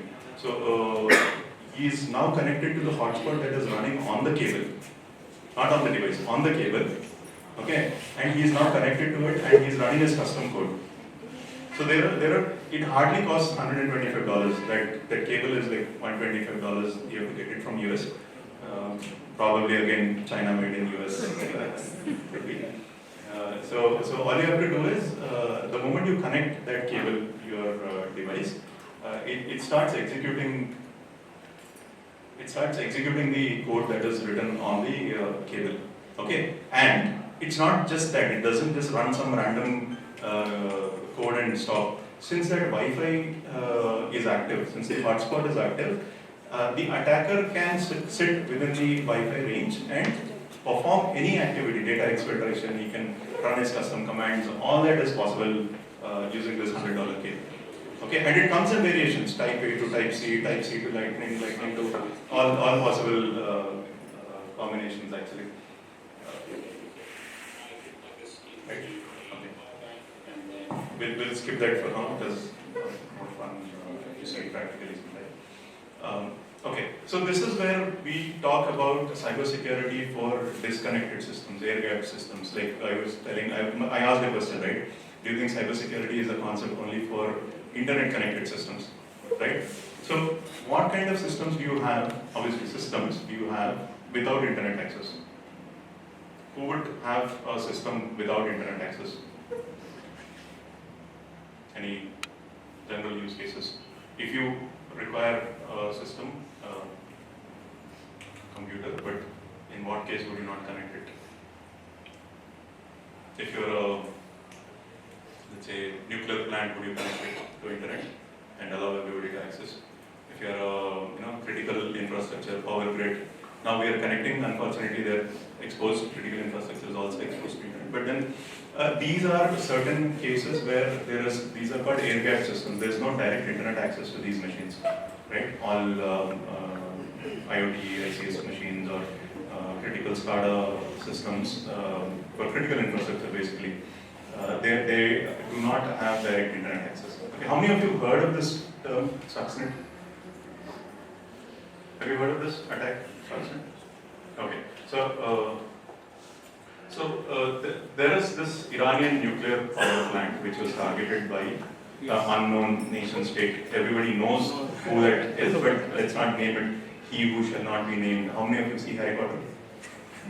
Yeah, so he who shall not be named is the guy who is not named here. So, so they wanted to perform an attack on an Iranian nuclear power plant, right? So you can guess what kind of security will be at an Iranian nuclear power plant. It's not something that Hrithik Roshan cannot bypass, but in theory, without a director and producer, even Hrithik Roshan cannot do that, or Arnold Schwarzenegger will not be able to do that. So these guys are smart. So what they've done is, again, you remember the term greed? Free USB. How many of you want a free USB? I want one, right? So what they did is they wrote certain code in a pen drive and they left it at a parking space of a nuclear power plant. Obviously, guests will have access to general area, right? So they threw it there, and then some innocent guy like me saw that there was a pen drive, and obviously I was walking into the office, I took the pen drive, and because I am IT administrator, I have full access rights. I will connect it in my network and see, and just boss you. I don't want data. Okay, hardly there will be some old War II movie or something in it. I will format it and use it. That is what I will think about it when I see a free USB. So that guy went and connected it, and then the moment it connected. So in the case that you've seen in the OMG cable, right? So these auto execute. Obviously, Windows, thanks to Windows has all these user-friendly features, right? So you connect and it automatically executes whatever is in the pen drive. So this malware was so specialized that it understands the network. Now we are not talking about a college network or a company network. We're talking about a nuclear power plant. Okay, and these machines are not something that you have access to on internet. You cannot download a virtual machine and run a nuclear power plant. These are hardware, specific hardware, right? From specific companies, designed, developed, manufactured for a couple of customers across the globe. And if you have to write code or test it, how many of you write code? I mean, at least Hello World. We all write Hello World, right? In all, I've written Hello World in all possible languages in the globe, so I'm a programmer because I can write Hello World. Now, how do I test Hello World? I install a compiler in my machine or have a virtual machine and run on that. So, but if I have to test this code for something that does not have a virtual machine, that has a $1 million, multi-million-dollar, billion-dollar infrastructure is required for that. If I have to set up this on a nuclear power plant, somebody had the money, that person who shall not be named, and best thing is, how did they get the knowledge of what model was developed? See, we write Hello World, it still crashes, right? If I write Hello World, there are still 3 errors which I need to debug for a new language that I take. So these guys have written a code specifically for a specific model of a centrifuge in that nuclear power plant, tested it, made sure it works. The moment it is connected, and it works autonomously. This is not now. This is not after ChatGPT and OpenAI is gone. This is in 2010, right? That means they have written a code at that. So even for me, even today, AI is a couple of more if and else commands. Okay. So let's go with that assumption. So these guys have written a software, tested it. Put it in that pen drive. The moment pen drive was connected, it executed, it searched the entire network for that particular centrifuge, went into that human interface, SCADA systems have a human machine, HMI machine, so it got, it infected the machine which hosted the HMI system, and it just played with the centrifuges. So it just slowed it down, tested if it was working, and then left it. If they wanted, they could have stopped it. And the moment the centrifuge stops, imagine what kind of a heat is generated in a nuclear power plant. And if the centrifuge stops, then the cooling fails basically. So it is an imminent catastrophe. So they were courteous enough to just play with it. On off karke, it's working fine. I'm happy with that. So somebody just did that for fun probably, or somebody just did that to test their skills. Right? So imagine we were talking about cyber warfare. Somebody has already tested their tools. And this is one case which was identified. We don't know how many cases where this malware is already in somebody's system and readily waiting. Okay. Now, usually, how many of you watch Hollywood movies? How many of you have? How many of you like action movies, sniper movies? No. So one common attribute that makes you a good sniper, and one common attribute that makes you a good cyber criminal or a pen tester is patience. Okay, so you've seen those sniper movies, right? So that fellow has a ghillie suit, lays down and waits 2 days, 3 days, he's eating there, he's not moving because he's waiting for a target, right? So if you read, books like, like Kevin Mitnick has written some books, Art of Deception, Art of Inception. They talk about hacks that have happened in large organizations. Sony was hacked. Do you remember Sony hack? Okay, so they actually waited for 3 years in the network before they exfiltrated the data. 3 years. Okay, now, but the moment they exfiltrate data and sell it, imagine their life is settled.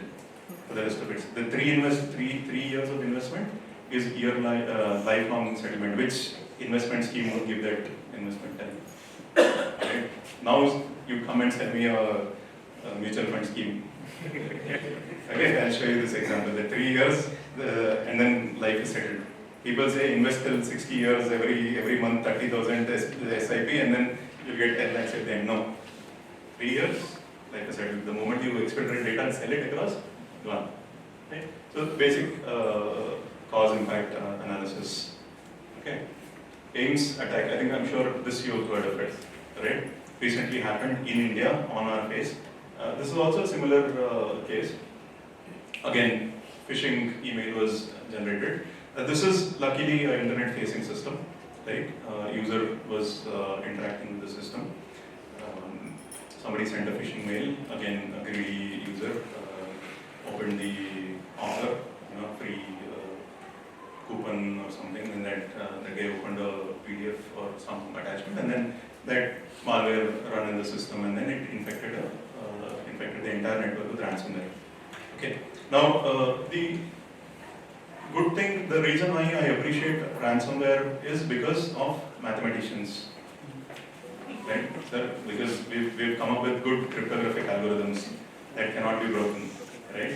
So obviously it's not, see, the person who is using this, exploiting this might be somebody, but the concept was actually created by some academician somewhere, trying to solve a problem, which is solved, and it is also giving new advantages, right? So very simple attack. So the reason why I'm going through all this is, you need to understand tomorrow see you can be on either side of the table giving all the taking side, but when you understand, see if that person was aware of such a situation and he did not open a unwanted or unknown attachment from an email, this entire can't would have not happened that day. Right? It is just one person's mistake, one person's greed that has compromised the entire network. It has compromised hundreds of thousands of patients' data. It has impacted so many patients over a couple of weeks.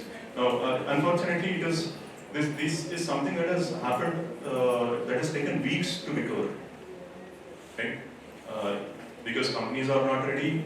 Even we as a cybersecurity experts don't know how to clean that system, because see, in theory there might be some practices, but we don't know unless, see, I might clear one machine, do a scan, identify that 3-4 other machines are showing a similar how, and then I clear those also. But then tomorrow I realize that there are 10 more systems that are compromised. The moment I clear and I come back, I get paid, the fourth system is now showing a new. So that's how these attacks work. So until and unless us as individuals focus and make sure we create awareness among ourselves, then these things don't happen. Now, what we've spoken previously, the other two cases are mostly nation-state critical infrastructure and government entities which have a lot of data. Now the question is, what happens to us as colleges, startups, small companies, individuals? What happens? Why would somebody hack us? Why would somebody hack you? We don't have money. I don't have penny in my account. Okay. I don't have data also. Like, my data is your data. Okay, only with some customer data, right? So let's say you're a startup, college. Why would somebody hack this college network? Marks.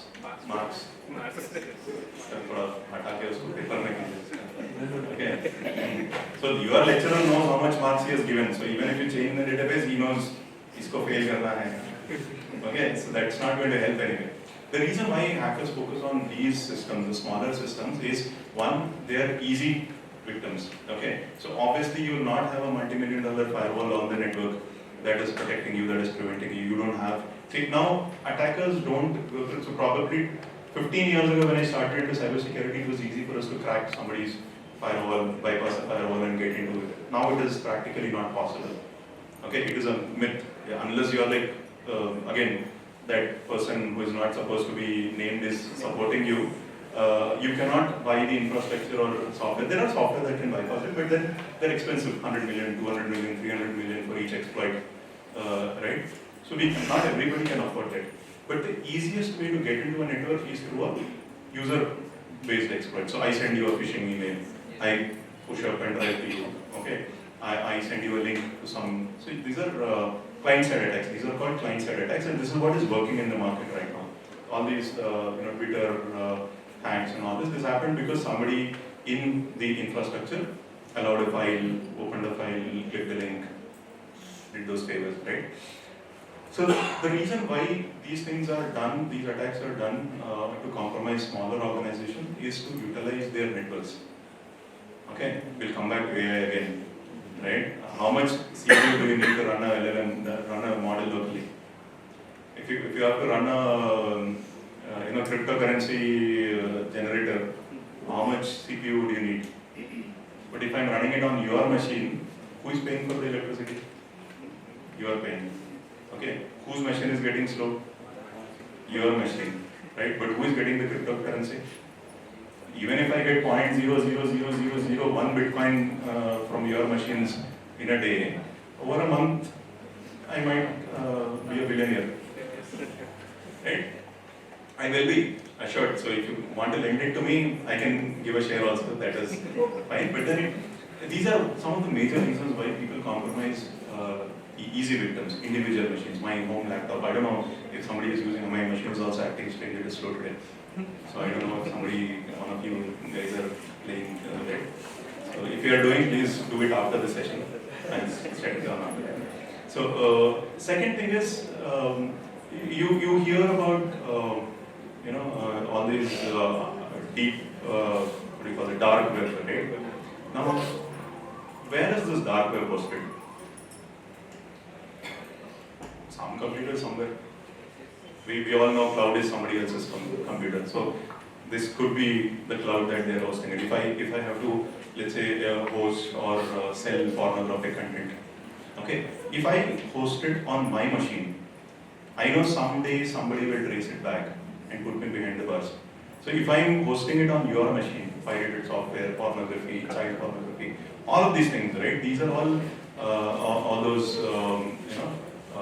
black markets on the deep web. That content is actually hosted on some of these, especially if you're a university, if you're a business that does not have these controls and you have enough funds, you got a good CPU, i7, all i7 processors, everybody's happy, 16 GB, 32 GB RAM with 1 TB storage. But then that 100 GB, that that 200 GB of storage that you did not monitor was actually being used to host these. All of us have a broadband at home. Somebody, right? We all have broadband, unlimited internet access. So we need to be careful. The malicious people exploit these easy victims with good CPU processors and good bandwidth. And then this is how it is used. So tomorrow if somebody traces back, it will be you who would be hosting this, not the person. He will delete the log and then he's out of your system. He doesn't even know who you are and where are you from. He just knows your IP and he knows it as a Windows system with so and so, and he knows your password. Okay? Admin at 123, test at 123, home at 123. In fact, there was a recent survey that has happened last week, and one of the most used password is India 123, global. No, @ sorry, we are smart. We have India @ 123, right? So globally, India @ 123 is one of the top used passwords. Right? So unfortunately, again, we are smart people. So we enforce password policies. We say every password has to have a capital letter, every password has to have a special character, numeric, and we say it has to be changed every 30 days, 45 days. Now, the moment I change password on 45th day, I forget what was the new password and I have to reset it. Right? How many of you face this issue? Everybody faces this, right? So the moment you reset it, you forget it. So what do? You have a sequence. So your India @ 123 has become India @ 123.4 now. So can it be traced again? It can be, I think it can be guessed again by the hackers. It should be one. I'm sure they are monitoring you while you are typing it, somebody who is watching it. It is simple, I mean, it's not difficult to guess those passwords. We'll come into those examples. Yes, Thanks to AI, we'll come to that. yes, sir. Okay. Now, all this said and done, okay, we'll get into the next topic. This is the next big thing in cybersecurity right now, supply chain attacks. So now, let's say, like I said, I'm not able to crack into Microsoft's firewall. I cannot bypass Microsoft firewall. And I said I'll do a client-side attack. I'll send emails, phishing emails, and all this. Now, let's say somebody like Microsoft. Let's take example of Microsoft. I hope nobody is here from Microsoft. So they have more additional controls. You know, they have email security. They have their own email system, obviously. O365 has a phishing email security system, which identifies and which can read through the attachment and see that there is a suspicious item. It will block it. Now I cannot bypass this also. Okay, so I cannot bypass your firewall. I cannot bypass your email and send a malicious script. So what will I do? Can Microsoft survive by itself? To run a company, how many things have to be done? Hundreds of people are required, hundreds of activity, hundreds of departments are required, right? So, are you an expert in everything? No, right? So, every company has vendor who does a lot of things. Microsoft, being a software company, doesn't develop all the software that is required to run a company, right? So, they also buy software from other companies. So, one of such software that is used by very large organizations, lot of organizations across the globe is SolarWinds. Okay, SolarWinds Orion is a software that is used to manage networks. Obviously, Microsoft wouldn't want to get into that trouble. They buy the software, install it, and then it gives a nice, good picture of their network. It enables them to manage their network. A lot of companies do that. So what these guys have done is they have compromised the SolarWinds server. Okay. Now SolarWinds is a smaller company, not as small as you can think, but it's a decent sized company, but not as secure as Microsoft, right? So the attackers compromised the SolarWinds server.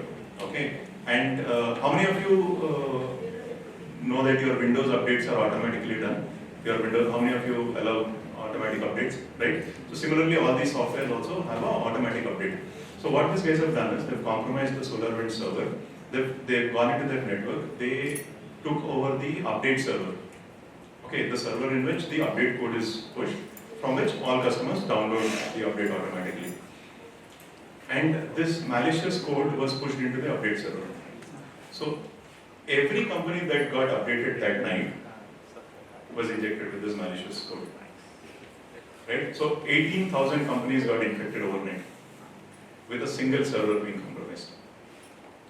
18,000 is a known number. We don't know how many else were using a cracked software or many, right? So official number is over 18,000.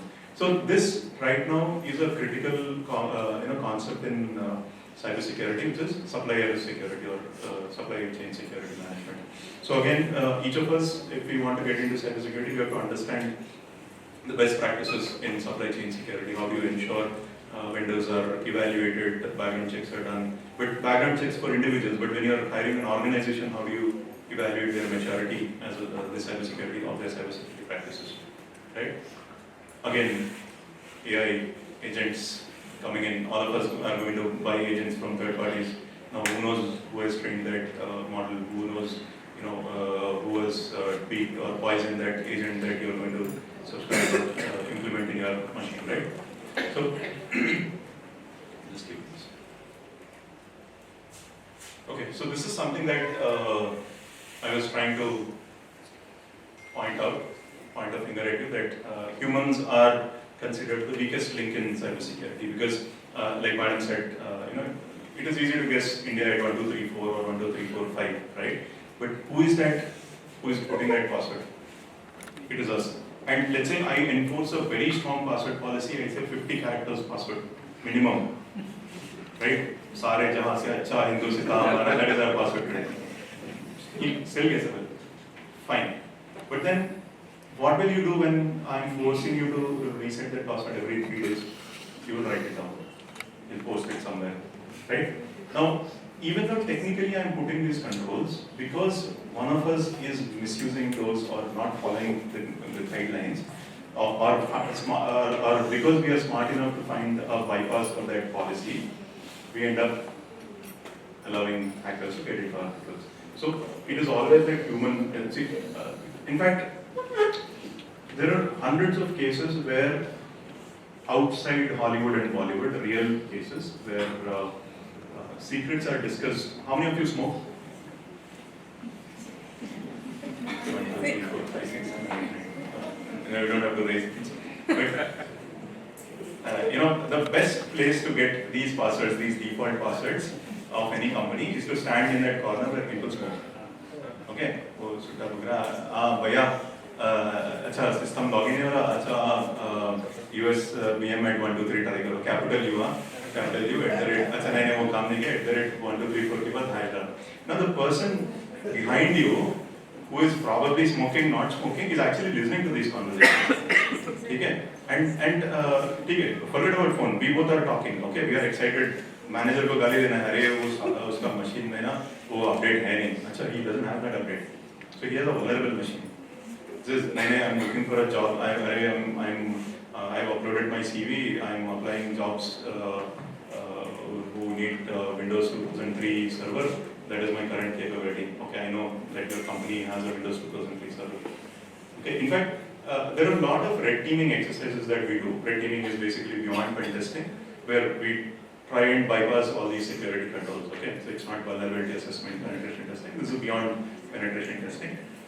By hook and crook, we are expected to get into the company. So, in most of the red teaming exercises that we do, this is how we get passwords. Okay, I would probably go look at IT administrator's LinkedIn post, okay, and see, what is his expertise. I know he's IT administrator. I hope you don't have IT administrators. Do you have IT administrators there? Okay, so some other way. I know you're a professor in cybersecurity, and in your LinkedIn profile or in your resume, you put all your capabilities. You have FortiGate firewall version so and so. You have semantic antivirus version so and so. As you're listed as your skill set, and you're currently working in this organization. So I can obviously make sense of it, relate to it, and create a lab that will allow me to test my exploits on your local machine. So just by looking at your CV or your profile on LinkedIn, I can guess, what versions of software are being hosted in a particular organization. This is done practically. We do it every day, right? Based on that, then we try and create attacks. We'll get into the details going forward, but yeah. So that's how easy it is. So before we go ahead, there's a quick fun activity. How many of you think you've never been hacked?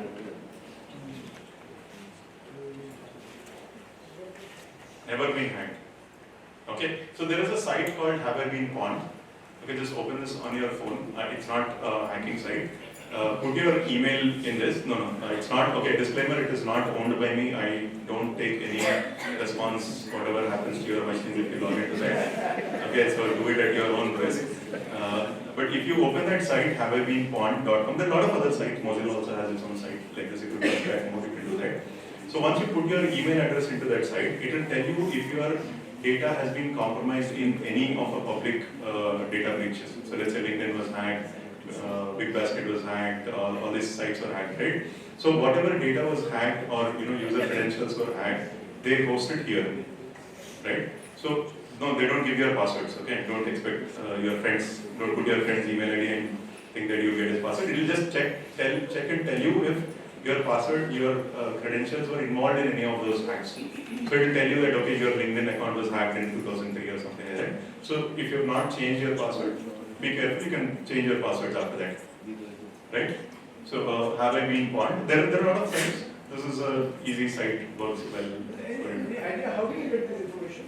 So they get it from public forums. So what happens is, obviously, if the hackers would want to sell it, right? Otherwise, there's no value. If I hack and exfiltrate your data, the only value I generate is by selling it to others. So so these guys either buy it from them, or this data is, so if I'm just a script kiddie or I've done that for fun, just want to show off myself, I'll actually post it on open forum. So a lot of this data is posted on paste bin kind of sites, dark web, it is sold.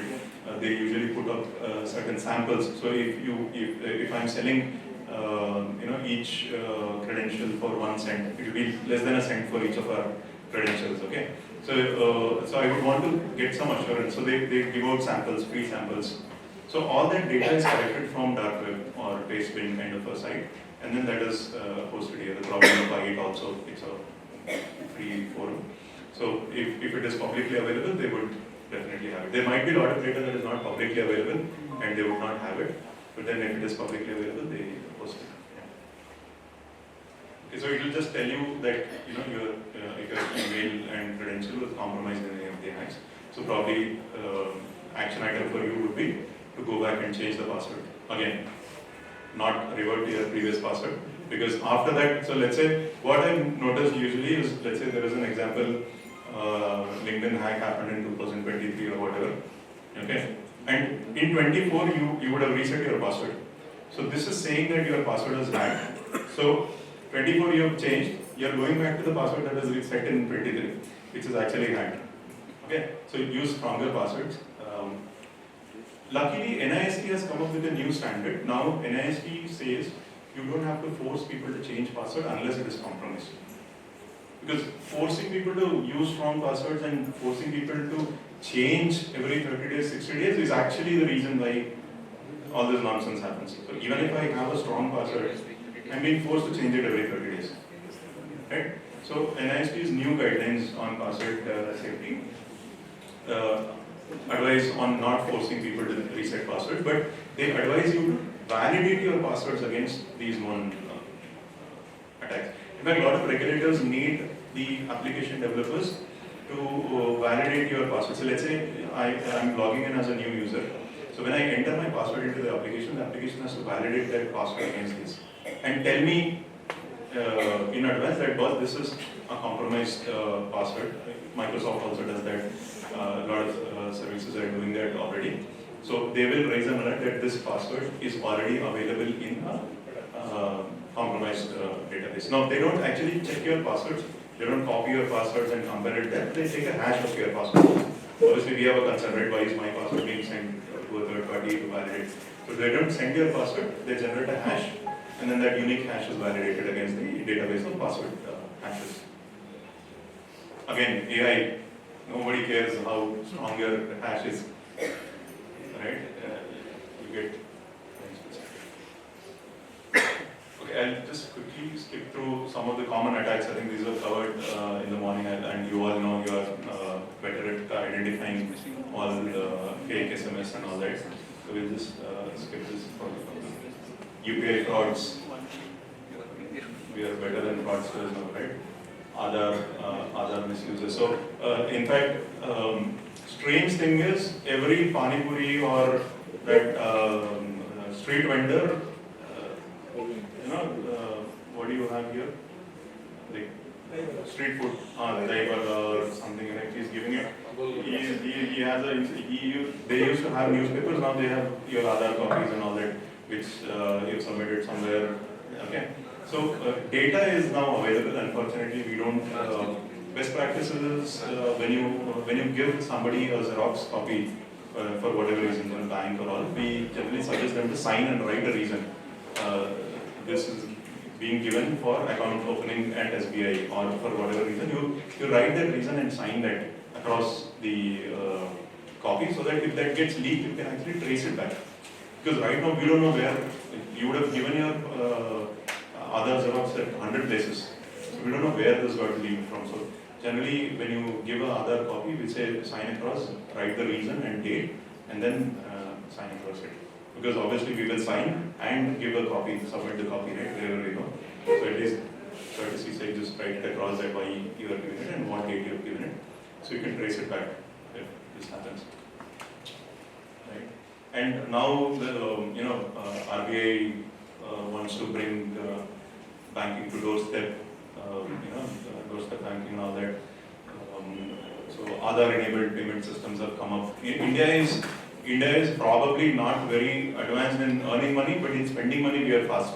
We have UPI, we have Aadhaar-enabled, so we want to spend money without moving from the seat, right?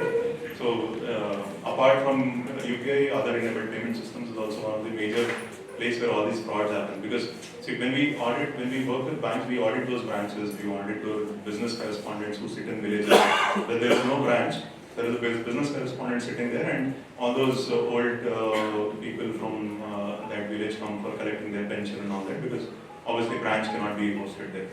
Now, here is where other enabled payment systems work mostly. So they come, they put a thumb, and then they draw their pension money. So that is where most of the frauds happen. In fact, recently, in the same case, I was telling you, right, somebody, okay, no, I'm there. So a recent case was reported where an engineer, okay, he went to a local bank, public sector bank, I'll not name it, largest public sector bank. So his app, he switched to a new mobile. His mobile banking app was not getting installed. So he went to the branch. He went to that help desk person. May I help you? Karke, there's a huge board. He went to them. He gave the new phone. They moved from the older phone to the new phone. They installed his mobile banking application. The moment he went home, he started getting calls from that bank's support executive sitting in their LHO, local head office. So you get a call, sir, I'm calling from so-and-so branch, bank's Bhubaneswar head office. You have installed the app, so there is a process. I will walk you through the process. You need to tell me this data, okay? So it was suspicious. He didn't accept it, but that guy kept calling. And this person got fed up, and then he said, "Haan, theek hai bhai, this is the data," and he left it. 10 minutes later, his money from one account, so he had two accounts in the bank, so they transferred his initial, let's say, there was like 10,000 in one branch, that was transferred to the other branch, and then full amount was transferred out from that branch to some Gramin bank in Kerala. Okay, so I had a friend, so he had immediately raised a alert with 1930. Okay, within like the moment he got the message, he dialed 1930. But attackers are smarter, obviously, as always. So this money got transferred from his public sector bank account to a Gramin bank account in Kerala. From there, it was withdrawn using an ATM in Kolkata. Within minutes. UPI, yeah? Instant payment. So instant paid, instantly transferred between two branches of the same bank, instantly transferred from a bank to two different banks, and withdrawn from some stolen ATM in some other place. Now finally, because I had a friend in that Gramin bank, I found a link and I got the account details and address of it. So those addresses are fake. So unfortunately, like we were discussing why these cannot be prevented. Now, even though, see, I know that money went into a particular bank account and that was withdrawn. Now, whatever would have happened with that person's bank account, right? It is either stolen, it is either whatever it is. Unfortunately, these are called mule accounts, M-U-L-E, mule accounts for your knowledge, okay? So mule accounts are those accounts, those fake accounts created on fake names or probably your own Aadhaar card that you submitted for some background verification that was used to create this account, or somebody who passed away, senior citizen's name is used in that account, or something like that. Fake data was used to create that. Thanks to, and this is a nexus, okay? It's not possible without a direct access of so-called bank managers and chartered accountants who manage money, switch money between accounts, and then politicians who protect those people. That ATM is also a place where I can find who has taken it, right? ATM has a CCTV. I know at this time this transaction was done. If I go there, I can look at the CCTV and I can find out who took the money from that account. That will not be possible. Technically it is, politically it is not. So individually, if somebody, see, there are systems in place in India, I really respect them and I support that. I'm also working towards those systems, but we're not in a position to rely on those systems as of now, for whatever reasons, uncertain reasons. So if you are losing money, prevention again is always How better would than that cure. kind of people in a similar setup? How would that- Suppose some incident happens in other countries. Right. You can have a very robust system and they can really verify just till you come back person would be. It's a little better because they don't have UPI. So the faster the money transfers, They the don't have- difficult. You don't Not know. many companies How is it possible? check, bank transfers, they go to ATM, draw cash. If I draw cash, what, 10 lakh rupees in bank, my manager will offer me coffee and cool drinks and all. If I go to US and I go to the bank and say I want to draw $1,000, he will look at me suspiciously. Why would somebody need $1,000? Obviously, the value of money is more, but then the way they spend is also less. But yeah, if this is a credit card expense, then probably you are in better hands because credit card expense has 2 steps. So you swipe, and then that merchant has to claim it. It happens in two ways. So and credit cards are more resilient in terms of they have their insurance plans and all that. So it is easy to recover from a credit card fraud. Then so here your money is directly going over from your account. So once it is out of the bank, so now if I withdraw it, it is out of the banking systems. Okay, so it's difficult to get it back, right? By when you swipe up, not debit card, credit card, it is still in the system. So credit card is merchant to merchant, right? It's not a cash transfer; it is a merchant to merchant. So it is still in the system. So it's easy to trace it back. Credit card frauds are easy to trace. But debit cards and account transfers are difficult because money can be moved out of system very fast. That's the problem. Okay. How much time do we have? Okay. So the actual talk for today. Sorry, how much you have? Oh, okay. So now imagine all this being automated. Okay. Now, imagine all these attacks. Okay, so these are some of the recent AI-enabled cybercrime that have happened. Now, previously, UPI frauds were people calling you, convincing that they're so and so, and then convincing you to send money, share OTPs, and all that. We have grown smart. We are suspicious. We don't trust people on call, so they have now started doing video calls to convince us. So recently there was a case almost a year ago. OpenAI came up with 2022, right? Okay. This was 23 or 24, where a finance manager was called into a Zoom call where the entire board of directors was sitting. Not one person, the entire board of directors was sitting. And he was instructed to transfer money. And he has done that. And then later they realized it is a deepfake video. So deepfakes AI is not limited to one person or two persons. So imagine they were able to recreate a live episode with the entire board of directors of that company. Right? And probably 3 years ago it used to take us 72 hours, 80 hours, 90 hours to render that video, fake video. So if I have to do a lip sync or if I have to create your fake video with an AI-enabled system, it used to take hours for me to render that. Now with everybody on cloud, with NVIDIA selling all their modern GPUs, it hardly takes a couple of minutes, 2 minutes, 3 minutes, and then the entire. And now again, like they were talking about digital arrest, right? Digital arrest also has a video call. So you have a video call where a police officer is sitting on the other end or a judge is sitting on the other end. Now, luckily there were a lot of cases where people who realized took those pictures. So I'm on a Zoom call in my laptop, and then the moment I get suspicious, I take a phone and take a snap of that, right? Or take a screenshot on that. So at least I can trace who was the other person sitting on it. I can give that. So imagine that person being a fake AI generated person. So even if you take the picture, you do all the smart work, that person doesn't exist for you to bring him back to the fold, right? So those are the threats that we are seeing. And Yeah, economic impact is huge. You can see hundreds of millions of dollars, so $200 million lost in just first quarter of 2025. This is just one quarter. 200 million US dollars, rupee meaning. Right? So, and imagine this is going to increase every day with new kind of GPUs coming in, new kind of the fraudsters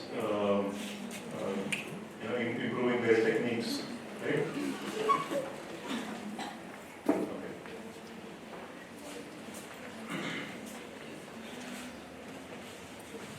This is the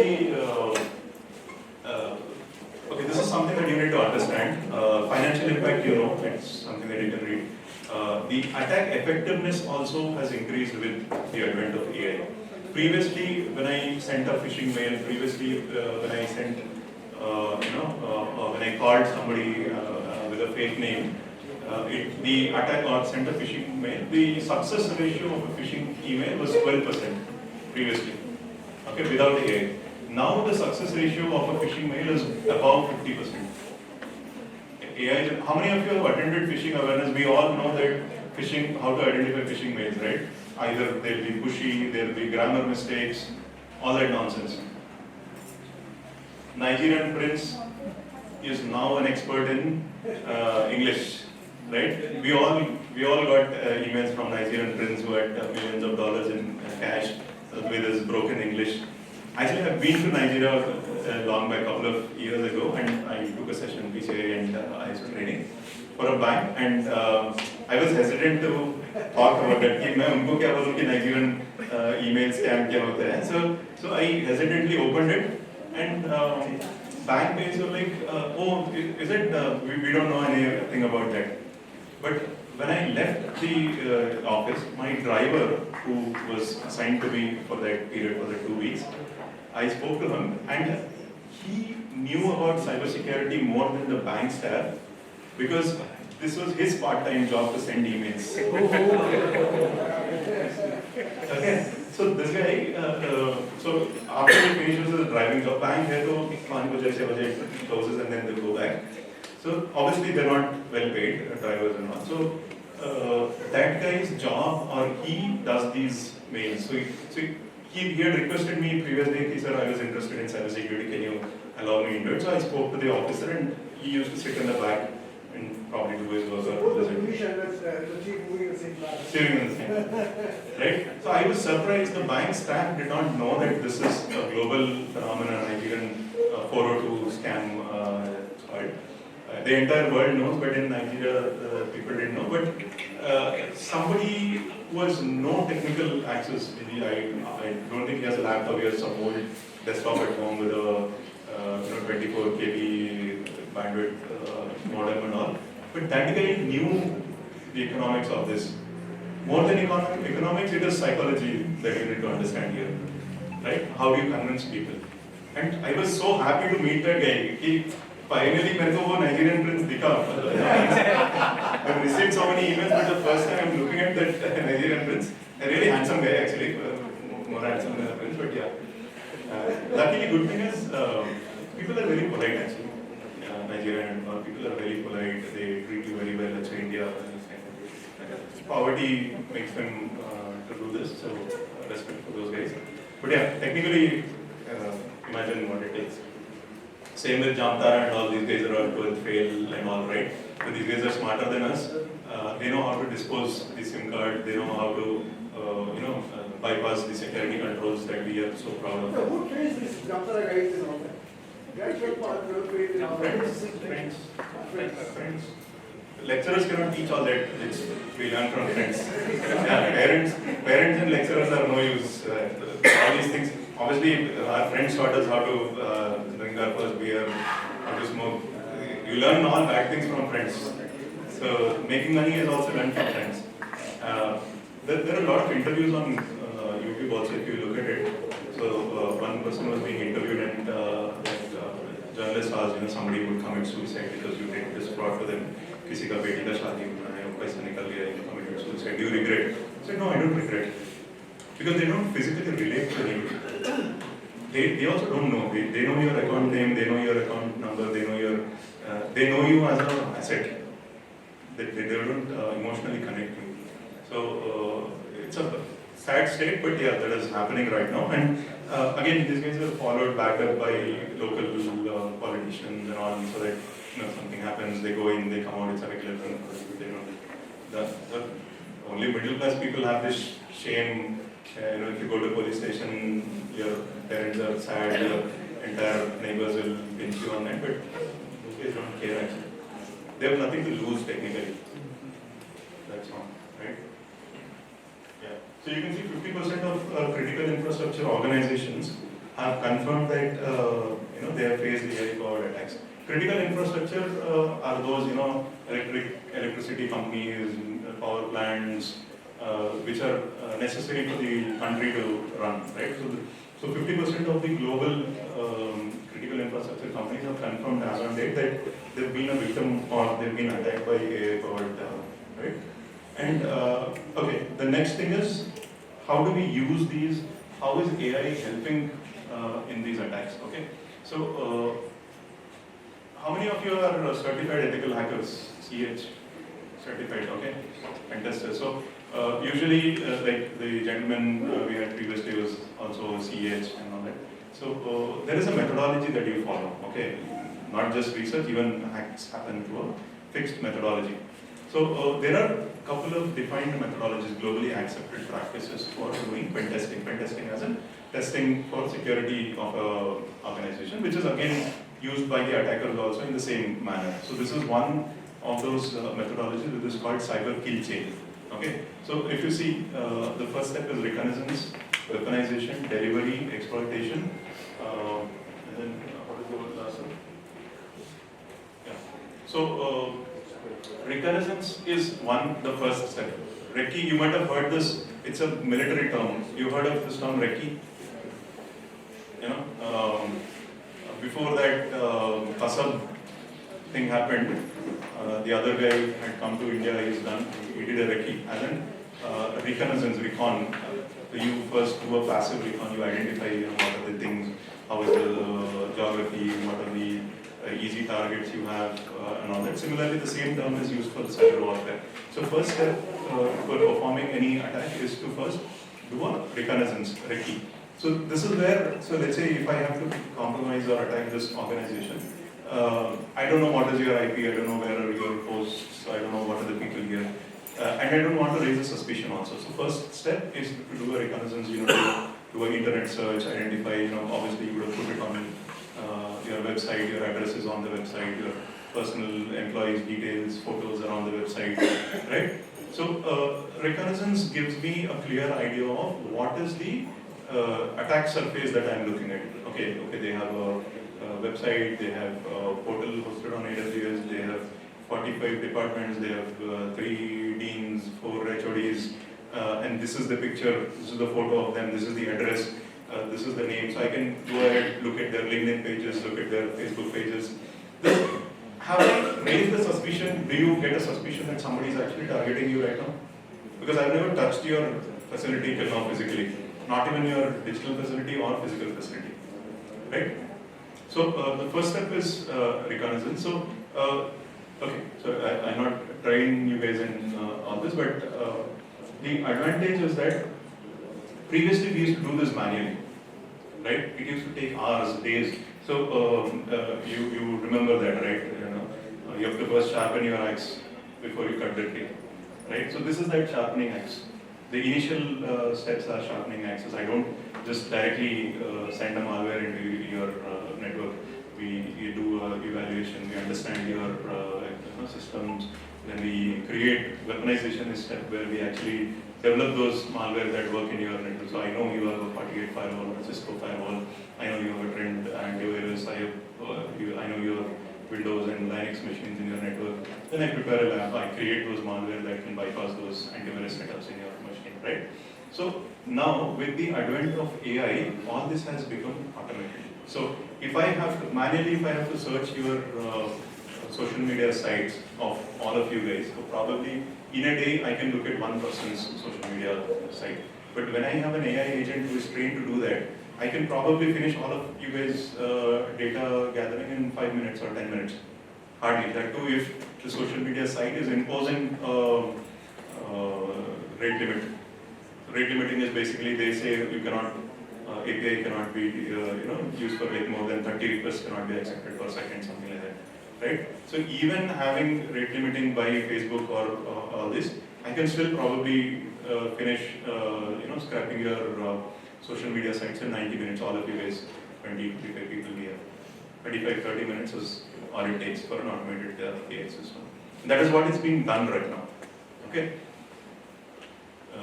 Right. So once this is scraped, so now initially we spoke about cracking passwords, right?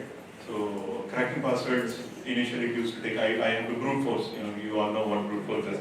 I try all possible passwords. Now we are smart developers. We put a lockout, 3 failed attempts, and then you lock your account for 15 minutes.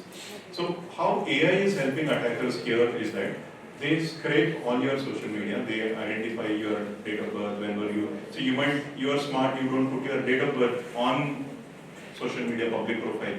But I can see when people are wishing you happy birthday on your wall, right? So I know 14th January is your birthday, which here I'll probably figure it out when I find some other data on it, right? So data scraping has become exceptionally easy now with the advent of AI, right? And based on this data, AI is now able to guess your passwords. So before this, if we had to do a brute force, probably again, we had to generate a large 30,000 database of passwords, combinations, and then most ideal combination had to be identified, and then tested all of them slowly. Now AI is able to shortlist that, probably give me top 5 passwords that can match you. It can actually also look at, understand what is your organization's password policy from any public data, or if your policies are hosted online somewhere for people to read on some portal. You can also look at that, collate all this data, and probably give me the top 5 passwords that I can guess. And it can actually log in and check and confirm also if you want this matter of time, right? So this is another methodology which is called MITRE attack framework. So like the cyber kill chain, there is something called MITRE attack framework. Again, this also talks about different steps that attackers will take, which is defined for the defensive guys, but then everybody has to follow the same steps, right? So you do a recon, intelligence gathering, then you do a social engineering phishing. How many of you know what is social engineering and phishing? Social engineering, like civil engineering, is building emotions. Okay, so as a civil engineer, you build buildings. As a social engineer, that person knows how to track and manage your emotions. Okay, so the person who called you for a fraud and who convinced you to send money was actually doing a social engineering attack with you, because he was playing with your emotions, psychology, right? That capability is called social engineering. That is not taught in colleges. That you have to learn from friends, right? So how do you lead friends? How do you convince friends? How do you convince friends to go out with you on a night ride, do answers? That is social engineering. So, right. And the third step is to generate malware. So once you have all this information, AI needs to be used for generating malware and autonomous movement. So we call it lateral movement. So once I compromise your machine in your network, so let's say one of you click the email, not all of us are going to click that email, right? But one person is going to click that email, and that person would obviously not be an IT administrator with a privilege. We don't have admin privileges in college networks, or only one person or 2 person will have that. So the moment this access is given to an attacker, the next step is to first do a lateral movement, as in search how many more systems can I transfer myself to, right? Obviously, because if this machine shuts down for whatever reason, then I will lose access to the network. Now, all this effort to gain access is lost in a switch off, shutdown activity. So we do a lateral movement, spread to other systems, and then we do a vertical movement. As in vertical movement is escalating privileges. So first, if my machine is compromised, I'm not an administrator. I don't have privileges to install software and do all the traditional activity. So then there are a lot of other vulnerabilities or configurations that need to be exploited to move my privileges up. That is okay. This is one sample phishing mail that was generated by AI. Obviously, if you ask ChatGPT, it will not generate. It will say, no, I will not do that. So this is done through Claude. Obviously, Claude also denied, but then I had to convince it. कि भाई training में थोड़ा help कर दो, भेज दिया जाएगा, and then it generated it. Okay. Actually, it generated a lot of content under this, thinking it was a training exercise, and it gave all the pointers that need to be noted here. But then HTML layer, I can do whatever I want. But once it gives the initial template, then people can use it as they want. Now, what you notice, the important thing is look at the structure, how well it is structured. So I asked Claude to generate a phishing email convincing somebody to click the link offering him a free conference ticket. Okay. Now, this is all I gave. Now, if you see, it has actually given prices, it has put names of people, computer emergency response teams, some nonsense it has written, which is absolutely, no, it is not facts, it is not something that I asked for. It is its own intelligence. It is, hallucination is used here now. The AI, LLM models hallucination is helping me because even though I didn't ask for it, it knows how to create a phishing email. Somebody else has trained it. It was not doing it because, again, there is a policy on the system. But then you ask it in different ways. It actually given. You look at the colors, you look at the structure. It was. You look at the footer. How many of you actually, follow all these practices? And probably trust me, I've seen phishing emails. Not now, 10 years ago. Like we used to get phishing emails from SBI and all that. When you trace it back, that image actually loads from the SBI server.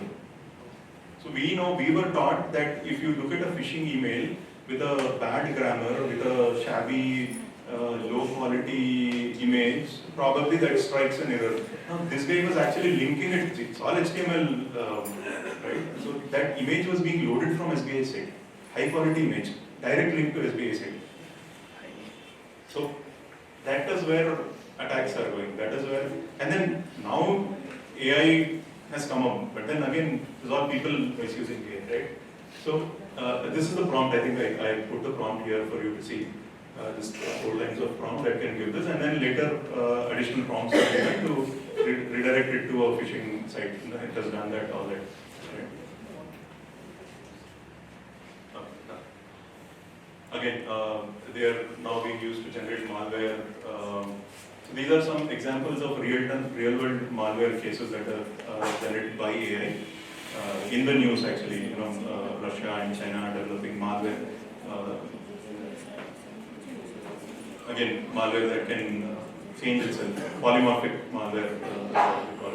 I'm not sure how successful this will be going in future, because again, if you need a polymorphic malware, the signature becomes large. So again, you have to pull down all the data to install that LLM on your local machine. So it might not work going forward, but right now, okay. So this is the first question that you should have. I've asked ChatGPT doesn't do it. Okay, I've asked Claude doesn't do it. But how are people able to generate this malware, generate this phishing emails using AI? Because if I ask AI is not doing it, right? So there are a lot of open source LLM models available for us. Those do not have these policies enforced by the companies. So if you ask OpenAI's ChatGPT hosted by them, it has these policy controls. Gemini has policy controls, Claude has policy controls, every other AI hosted by these big companies has. But you can download the open source version. OpenAI itself has an open source version that can be downloaded. You can use LM Studio, I have a local copy. You can train them locally and then they can do that. Right? So this is what is being exploited. So if you are getting into AI jobs, roles, cybersecurity AI, this is the capability that you need to build. Not using ChatGPT is not a skill set. It's not, tomorrow don't write in your CVs that I'm expert in using ChatGPT. No, nobody cares. Everybody is. The person, probably your CV is being evaluated by ChatGPT. Okay. And in fact, there is a case, there's a funny case. I don't know if you've heard of it. Have you heard of this McDonald's HR assistant hack? So McDonald's uses AI assistant to evaluate resumes. Okay, so if you applied and got rejected, it is don't keep grudges on their HR. It is some AI agent that has rejected your CV. Okay. Now, worst thing is there are millions of people globally applying to that. It will evaluate probably accept, reject. The password to log into that was admin@1234.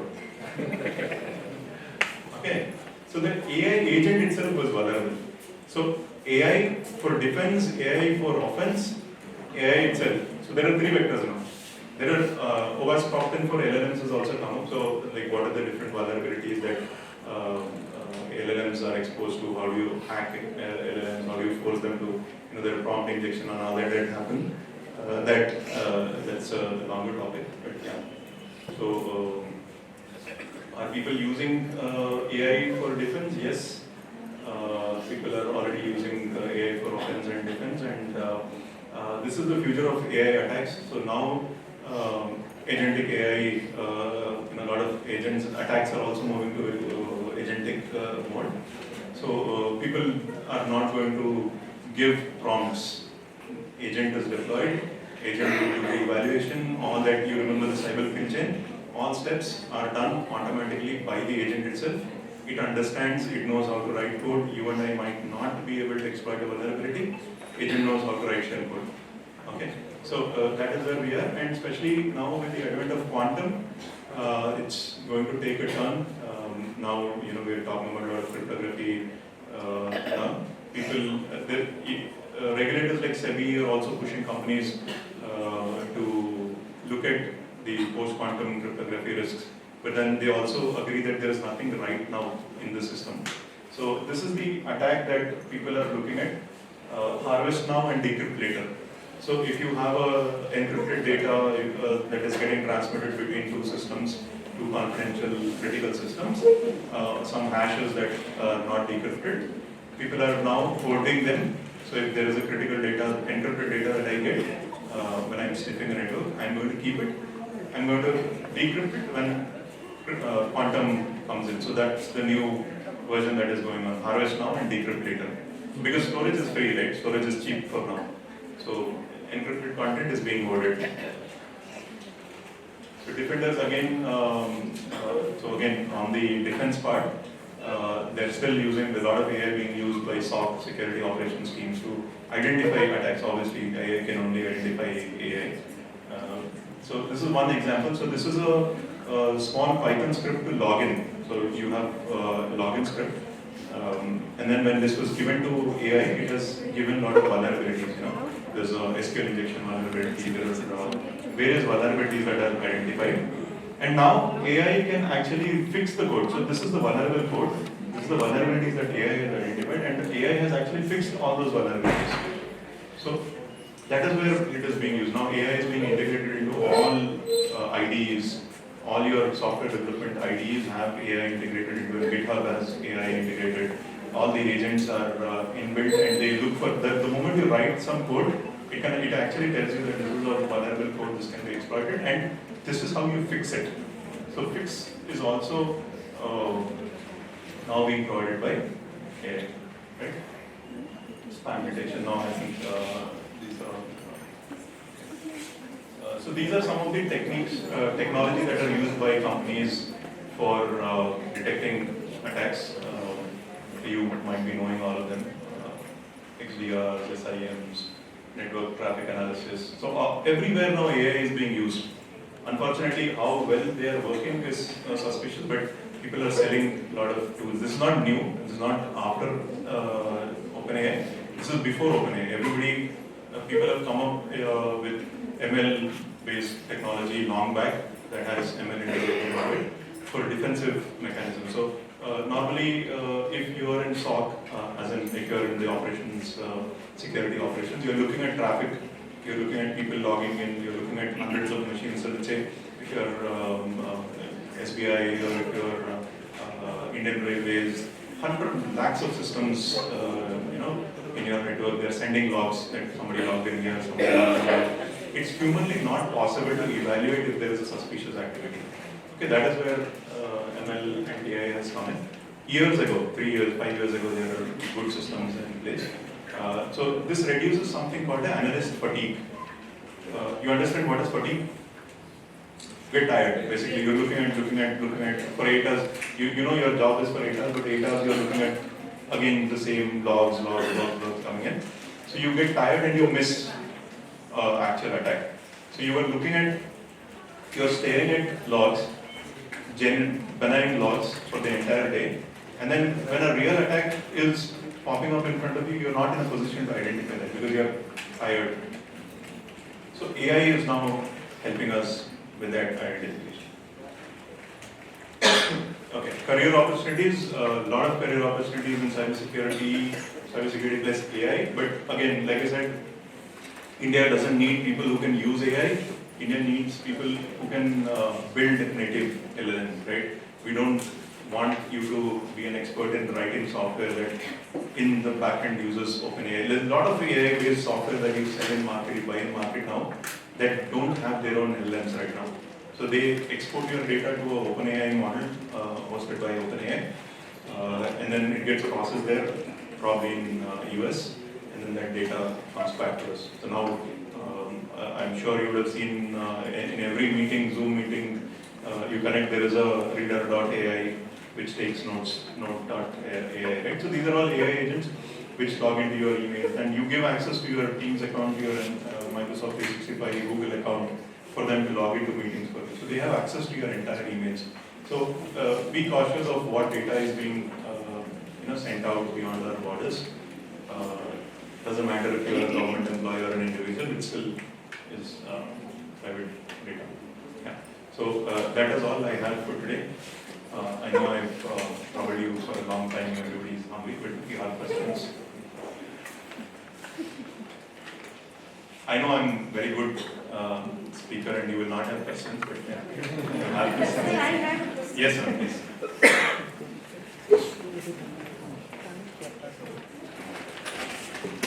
Sir, my question is, the day-to-day life related to that type of experience. As you told that when we set passwords, we have to renew it. As like our other documents, we have to renew it every. So in cybersecurity, we say passwords and underwear should not be exchanged. Yes. So you have to wash them every day. Yes. There is a generated message that comes that we need to change our password frequently. So can AI help us to remind us, or can it suggest that we should have this type of password in the next? Let's say I forgot to set my password, or I just forgot to change my password for a certain time period, like 6 months around. So after that, can AI be implemented to create its own password and it will be sent to my mail so that it will be automatically set? Okay, two things. First thing is to remind you, AI is not required. It is a simple if-else loop that a lot of companies, a lot of applications already implement. So let's say if you're using a Windows machine, if you have the password policy implemented in your Windows machine, that only reminds us. Right, I'm coming to that. So reminding is not a problem because there is a timeline set of policy enforced and system will remind you, or worst case it will block you once if you don't remember. So if you have AI agents creating passwords for you, password is actually with the AI. Risk is that now AI has access to your passwords. So again, that is a bigger risk for you. You having a weaker password and some other person having your password is bigger risk. So there are something called password management software. You can use, there are a lot of free password management software also. Those are best for you. So you upload all your accounts into that. They can change the passwords for you on the fly and make sure that you log into the password manager with one password. Password manager logs into those applications safely, and then every time you open the account, this password manager does the login and gives you an account. So their systems are there. AI capability is absolutely not required for this. Okay. Password manager is what you need. A lot of password managers are available. Sir, one more question is also there. Question is, sir, actually, in technically, generally, when we are designing web page and also connected with the database, At that time, generally we find one attack, that is SQL injection attack. So whether that can be prevented? Yes. So the code example that I've shown, Yes, sir. the code that it automatically, the first vulnerability was SQL injection in that. I think it was not visible from there. No, sir, Okay. It was okay. So the first vulnerability itself in a login page was SQL injection that AI had identified and fixed it. So there are two things. So problem is why SQL injection exists, because the when user inputs SQL code in place of user text, the database does not assumes that it is SQL instruction. It does not differentiate between data and instructions. So what we suggest is to use parameterized queries, not SQL queries. You should have either a parameterized query or a stored procedure. Okay, sir. That is stored procedure. Stored procedure and either stored procedure or a parameterized query where the system will isolate and know that this is data and this is instruction. If you just use a generic SQL query, then it can be injected. Okay, sir. Thank you, ma'am. Actually, now SQL injection is also older technique now, because you have SSO, single sign-on, AD authentication. So there is something else called LDAP injection. So to bypass logins, we use something called LDAP injections, where you have an active directory in your company, LDAP or active directory, which does not have database RDBMS. So it's an LDAP behind the servers authenticating. So you can use LDAP also for your applications for storing credentials instead of. Okay, sir. Thank you, sir. Thank you so much, sir. Can you have a big round plus to Mr. On the behalf of the United School of Business Management, I extend my heartfelt gratitude to Mr. Sujay Ganguly for taking the time to share their deep knowledge and experience with us today. Your insight into AI and cyber security and their passwords and etc. have truly broadened our perspectives. We are grateful for the clarity and expertise with which you address such crucial aspects of cyber security. At this moment, I would like to invite our respected principal sir to kindly present a memento to Mr. Sujay Ganguly as a token of appreciation for his invaluable contribution to today's session. In fact, we should clap for the audience for patiently listening to it.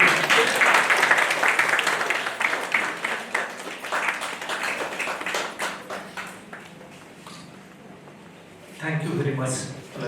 Now, start with section 3.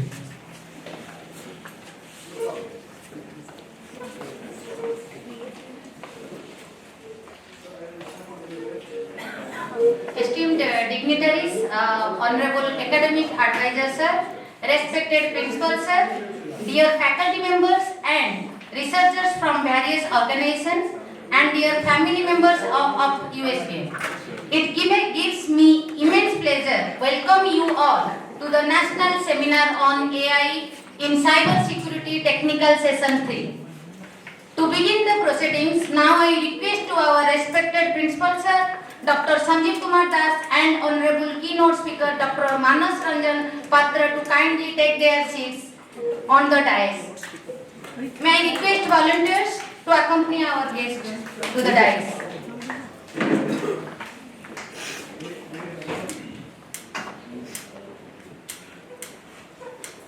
Now request our principal sir to do the honors of presenting the bouquet to our esteemed guests.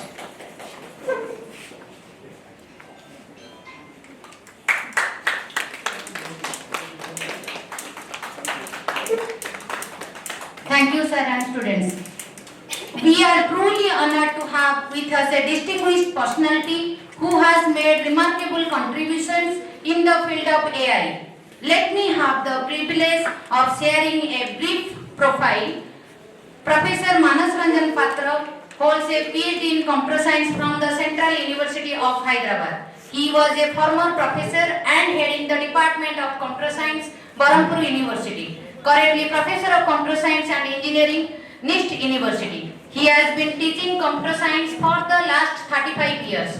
He was a United Nations Fellow at the International Institute of Software Technology, United Nations University, His research interests include artificial intelligence, machine learning, cloud computing, and data mining. He has successfully guided 20 PhD students and more than 100 master theses. To his credit, he has 200 plus research publications in reputed journals and conferences. He has extensively traveled to many countries in USA, Europe, Australia, Africa, and Southeast Asia for presenting research papers, chairing technical sessions, delivering invited talks, etc. So may I request to start the session, sir? Address something. Somebody picked up from my website. Okay, sir. Okay, thanks so much. Okay, honoring the time, and we are also reminded of the lunch time, so I have to be a little quick. Well, of course, I don't have to really tell you everything because all those things are already covered, especially after the last session by Sujay. I think nothing more is left. But I think toward the end of his talk, he mentioned about AI for defense, AI for offense. But all that he said, how one can use AI for offense, right? How you can create a phishing email and how can you create problem with the passwords and so on and so forth. But I'll take a different view. So to keep up with the true sense of a seminar, I have to tell how AI can be used for defense. So that's my focus. And he did mention toward the end how agentic AI is going to make a big role to play in the coming years. Well, of course, I don't have an agent to really demonstrate, but from a theoretical point of view, because I see there are some teachers, maybe you can pick up some interesting areas to really follow.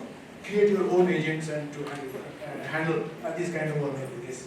Well, therefore, I have titled my talk as Agentic AI, transforming the next-gen security ecosystem.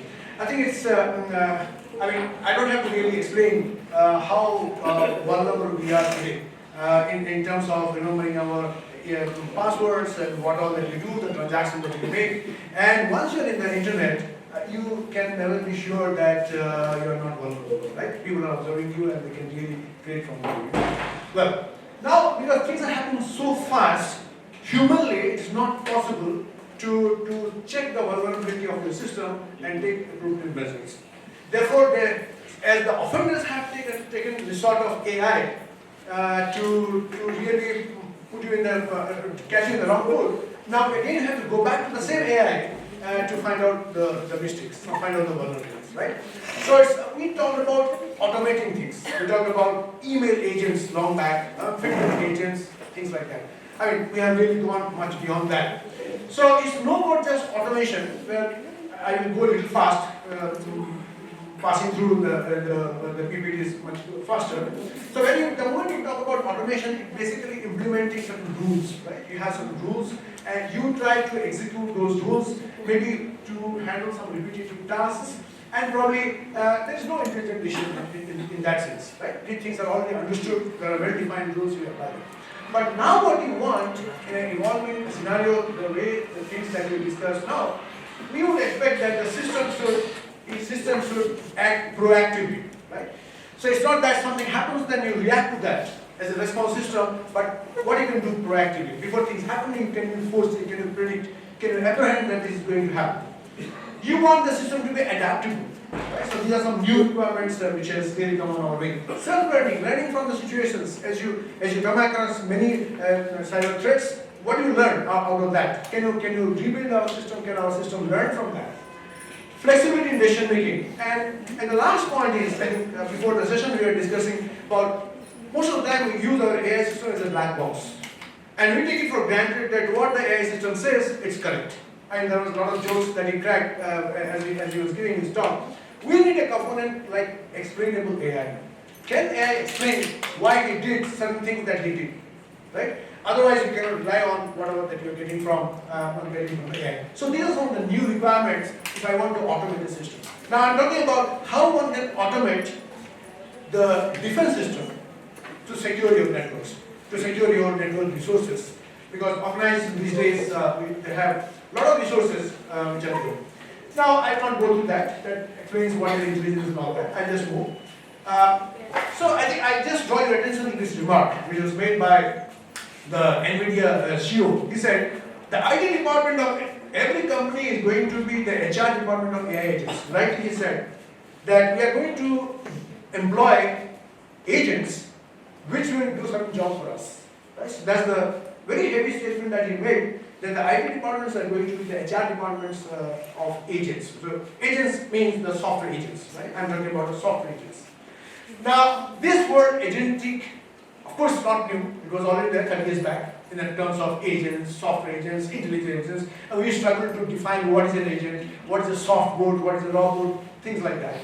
But this agentic AI has really becoming a buzzword as we speak these days, and it just talks about the digital agency, right? So which means there is can you have a what do you call a digital version of a human being taking care of our responsibility and doing certain things in the net, not just in cybersecurity, in almost all the domains. Whenever you think of automation, which can probably do something you would expect that agents should do certain things in a very independent way, in an autonomous way, with a purpose. It's not that it's exhibiting some random behavior. Now, we can just go through this definition and all that. See, in a traditional AI, as I said, they're run by predefined rules. But what is our expression today? Whether the agent can learn from what's happening in the environment, whether it can learn from the environment and try to correct itself so that it behaves more responsibly, more accurately in whatever that you're trying to do. So that is the expectation that you have from this new concept of agentic AI. There's a lot of work people have already started. Now, some of the key attributes that we are looking at in this agentic AI is one is autonomy. Once the job is given to that, agent should be able to decide of itself and take remedial actions, whatever the situation demands, as a human being would have done in that situation. Second thing you expect, as I said, proactivity. Certain things which before it happens, you can take some proactive measures, for example, right? Context awareness, you should know about the context in which it's operating. It's not that some rules are given and it operates, but it understands the context and accordingly it does something. For example, now I understand the context. I'm just standing in between your lunch and a heavy dose of contents before, so I understand the context. If I just go like a mad person for 1 hour, I know that you will start moving your heads and all that will happen. You know, we are all teachers, how the students will behave in that situation. So I know the context, so that's really important. And second thing is the goal orientation. So there is an objective, what I'm trying to do. And then, in the last two, actually is the power to agentic AI. What is known as the exploration and the other one is the exploitation. Now what is exploration? I'm trying to explore something new which I have never come across. And exploitation is something that I was already doing, but still I want to improve that. I want to revise that, right? So I'm optimizing all the known strategies that I have used in the past situation. Do you think that is relevant in a cybersecurity environment? Because every time there is a new thing is coming up, now once you have built a system to handle this phishing email, spam messages and all that, but I don't expect the same thing to happen tomorrow. Because you know that the hackers are much smarter than computer scientists, so-called computer scientists today, and they can really come up with certain techniques and which will really get into your system and take care of the problem. So these are some of the characteristics that you are looking at in this agentic AI element. Now this a bit of comparison how it was, AI how it was, and how it is going to be. So for example, if you say that ChatGPT or the chatbots are the new versions, the new avatars of AI, I think it's already old. Right? So most of the time they act in a very reactive manner. You give a prompt, it gives you a response to it. But what you are expecting from agentic AI is what you do proactive. Right? I think there are some things you can. It's not nothing much to explain that. Now, just to give a motivation that how this agentic AI can be of use, give me a scenario. For example, I'm trying to fly to a particular place, let's say Vietnam, Bangkok, holidays, I want to go somewhere. So I want certain things to happen. So before you begin your journey, you want to book your flight tickets and that to on a particular day in the cheapest flight. And then once you land, then the taxi has to be booked, the hotels and the sightseeing, everything has to be done. Right? So now if you initiate a particular flight, so I just simply said that I want to visit, let's say Taiwan, or let's say Vietnam, or let's say Europe, on such and such date. So you find out the period during which the flights rates are cheaper and it's not raining, there is no shower, no heavy wind, cold breeze in that country, and then I can visit all these places. I want to have hotels nearby the airport, and you have to book the sightseeing and all those things. Now, all these things have to happen in a parallel. Now, this agentic AI has to really take care of that. So that's what I am explaining. Now, and then the agentic AI has to take care of some contingency changes. For example, the flight is delayed. So whether such information can be again given back to the cab who has come to receive you from the airport, right? So dynamically, I'm trying to get the real-time streaming data, and accordingly the decision has been like a human being could have done in that particular situation. Now, as it was rightly said, that LLM is playing a huge role in today's implementations. Right? A small component, I think the major component of the agentic AI is LLM, right? Which provides the knowledge, which is like the brain, which provides the knowledge to the agentic AI. And therefore, there is a small architecture that you can see probably that we have the agent module where you have a components like person, which understands what is happening around that. There's a component like a memory where you capture all that you are doing, all the data that you capture. There is a component like engineering function, which is a reasoning mechanism, which understands, which tries to find, comes out with the appropriate strategy to act in a particular way, and then there is the action. Now, where from this agent gets the information? It gets the information from the LLM with the help of many APIs. Now, there are many APIs you can just, of course, there are some APIs which doesn't come to you free of cost, you will pay for that, those things are there, but one can. Technically, one can access the APIs from there, you can get information. Now, now, how does it work? So basically, it follows the perceive, reason, act, learn loop. So where it perceives what's happening in the environment. It also does some kind of reasoning. I think we have very robust reasoning techniques, logics, predicate logics, all kinds of temporal logics, many logics that you have. There's nothing to worry about that. Mathematics people will tell us how to do that. And then you have to act based on the current situation. And when you act, you are also learning. So there is a kind of what is known as a data flywheel, which says that the data that you gather from in your environment and the action that you take, and you see the impact of that particular action, that is also a learning, like a human being. I take a decision, I do some certain things, but then I see what is the impact of my action, what is the impact of my decision. So that is also fed back again to the system, so that the system is continuously learning. Like a normal human being. And that is expected in a cyber security scenario. Because every day there is a new signature, attack signature, and you have to handle that. New strategies which the hacker is trying to adopt, and that you have to handle that. Therefore, this kind of system has to continuously learn. So it's a continuously self-learning system. The agents are learning over a period of time. Okay, I'll just skip this. One of the applications, cyber security, is not master of time, and just go to the cyber security. So if you want to harness this agentic AI in our cybersecurity scenario, how exactly, what do I have in expectation in my mind that this agentic AI should carry forward? Now, I think the first question that I will ask is why you need this cybersecurity, why this issue of cybersecurity and all that? It's just because of the way the cyberspace is going. And all we have, so much enthusiasm to connect, to have an account in Telegram or LinkedIn or whatever, and you want to post every photograph that you take into the Facebook without knowing what somebody else is doing. I think if you have heard from just the previous lecture, how you make our life vulnerable by posting all our personal details into to the web. So therefore, we cannot run away from the cyber security issues. There will be cyber attacks and there will be vulnerabilities, and you have to handle with that.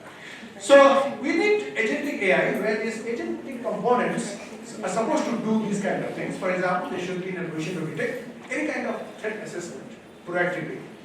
They should be able to decompose a complex task into a smaller subtasks. Because if somebody is trying to attack, it's not attacking in only one point. There are several things that happen. It's kind of a maneuvering the entire scenario. Somebody is trying to hack into a corporate network. It's not that just sending a phishing mail and doing that. So several things are happening simultaneously. So one has to decompose that task and delegate that to individual agents to provide you the information based on which you can take a decision, and you need to coordinate all these activities. See, agentic AI is basically a multi-agent system. It's not just one agent, right? So multiple agents, they coordinate together to handle different attack scenarios. You need to reason that, plan your strategy, how you should go about, you should learn and act. All that steps that I said.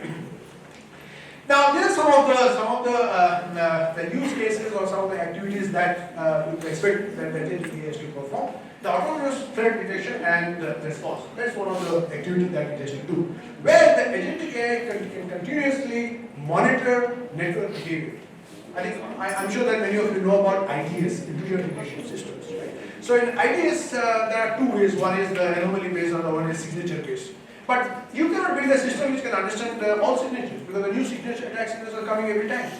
So one of the ways there is to find out the anomaly behavior, right? If you find some deviations from standard behavior, for example, if somebody is trying with, in your absence, somebody is trying with a key to open your door, you can know his facial expression. I mean, he's looking this side, that side. So there are ways you can know that he's not the right one, he's not the authorized one, but somebody is trying to pretend to be one. So these kind of things probably you require to understand the anomalous behavior of an attacker in a network, and then probably you can send an alert to the right person to take protection. It may not be a true attack, but at least it's your responsibility to raise an alert. But then there will be a human intervention which will try to analyze it and then say whether it is genuine or not. So all kinds of this. I was talking about the phishing campaign, for example. People together they try to run these kind of phishing attacks, and then what you do in those situations. In incident investigation forensics, it's not that you just allow something to happen, but it's again in a multi-agent setup. The agents can work together. Somebody is taking care of collecting data from the log, from your system logs. Somebody is taking care of connecting one event with the another event, right? Because simultaneously many things are happening. And there is a brilliant agents which are putting all these bits together and trying to find out what might have happened, what might have happened. So there is a collaborative effort among multiple agents working together in order to find the root cause of what has happened. Sometimes you find that there are some instances that are no way connected. But these intelligent agents should be able to connect with, probably a human being will not be able to envisage all those scenarios, which can simulate all those scenarios and can say, okay, this is a part of that, right? So that's kind of interesting things. So vulnerability assessment, I was just talking about that. So you can do periodic scan of the systems to check the vulnerabilities, and you can also probably prioritize the patching, right? You get all the patches, when you should install, what you should install, and anything. So you can also simulate some attack scenarios, right? Like your ethical hacking, you can simulate some attack scenarios. Adaptive defense systems, agentic AI, they can also learn from the past attacks, which can be part of their knowledge base, and then they can dynamically adapt to the changing environment and keep on changing this. They can also probably predict the behavior of the attackers, what's it going to do next, once it has entered into the system, what are the things that you're going to do in the subsequent few minutes, few seconds. So one can probably do that. And then accordingly you can think of the countermeasures. I think the ransomware, the attack that already we were talking about, that how you can make your thing effective once you know that something is going wrong, because you're able to track, you're able to foresee things that are going to happen in time to come. Automated cyber threat intelligence, where probably agentic AI can crawl to the net, it can read and it can summarize the threat reports, and that is what a person will require, right? Once you have a summarized report, then you take a decision what kind of action that has to be taken. Security operations, like there are, I think you were mentioning about that. So you have centers which takes care of all the security aspects of the security, and then they are on visual 24/7. So that you have an idea of what's happening. So it's kind of a virtual assistant who is taking care of your network and reporting you with the relevant information every now and then. And sometimes triggering alerts so that you take the appropriate action. It can recommend mitigation steps probably. It can generate incident summaries. It can escalate only in the complex cases. If there are certain things which can be handled at a lower level, why don't we show a human expert? So only it can report to that when its situation becomes more complex. So this basically improves your efficiency, the way you handle that, and also the response time, because it's not a human intervention, but automated agents take care of many such things happening. Now, I was just thinking about how exactly this agentic AI can be integrated into a cybersecurity model. So essentially, one can have these few components in our architecture, and each of basically is a kind of a layer structure, and each of the layer is handled by a specific agent. So you have a named agent, which has a specific role to play, and it will do certain things only when it is required, but continuously is monitoring what's happening in your network. So I will not explain this, but I will just go to the diagram so that you can get everything from this diagram. So you can see that the first one was the perceptual level. So the job of that is to perceive what's happening in the environment. Right? So the agent is crawling around and trying to find out who is trying to penetrate, who is trying to access, what kind of resource that he's trying to access. For example, in a bank, let's say we have what is called the RBAC, role-based access control. So you have a particular role, but you are probably trying to do something else which you are not allowed to do. So you are asked only to read, but you have an attempt to modify that, for example, right? So rollback access control will probably do that. So these agents will crawl and try to find out all kinds of anomalous behavior in your network, so that it can raise an alert and if it is required. So the perception module is taken care of by the perception agent, which is taking care of what's happening in the environment, trying to understand the changes in the environment. Then there is a reasoning module handled by the reasoning agent, which will try to reason with the past information and the learning that he has done over a period of time. Planning agent, which will try to plan how exactly, what kind of strategy to be adopted to curb, to mitigate that attack. Then you have an action module. Once things are planned, and then you move in a systematic way. Probably you shut down some of the machines, you do the next level, send the alert to somebody else, you reconfigure your firewall, and write the activities like probably you can do. And while doing all that, there is a learning agent which is also learning, which is observing. Because you are not handling that vulnerability just for that particular instance, because you are going to add to your knowledge base, because you are going to use the same learning in the future events. Right? So therefore there is a learning module, there is a learning agent which does that. But as we have been discussing, the moment you become too much dependent on the AI system, essentially you start using that as a black box without understanding what's happening. So therefore these days, in addition to what is known as the explainable AI component they want to plug into your AI system, they also talk about human in the loop. Because finally a human being has to take the responsibility in whatever that he has done. So the human being probably on a dashboard, he's observing what's happening, what the agents are doing. So let us keep the agents under the control of the human being. Don't let loose the agents to do anything and suggest us what to do. So that is where the catch is. So therefore the agents which are built by the human being must be under the control of the human being. Right? You should not leave them just like that. So that's just a model where you can see that how an agentic AI system can be integrated to our traditional, conventional security framework.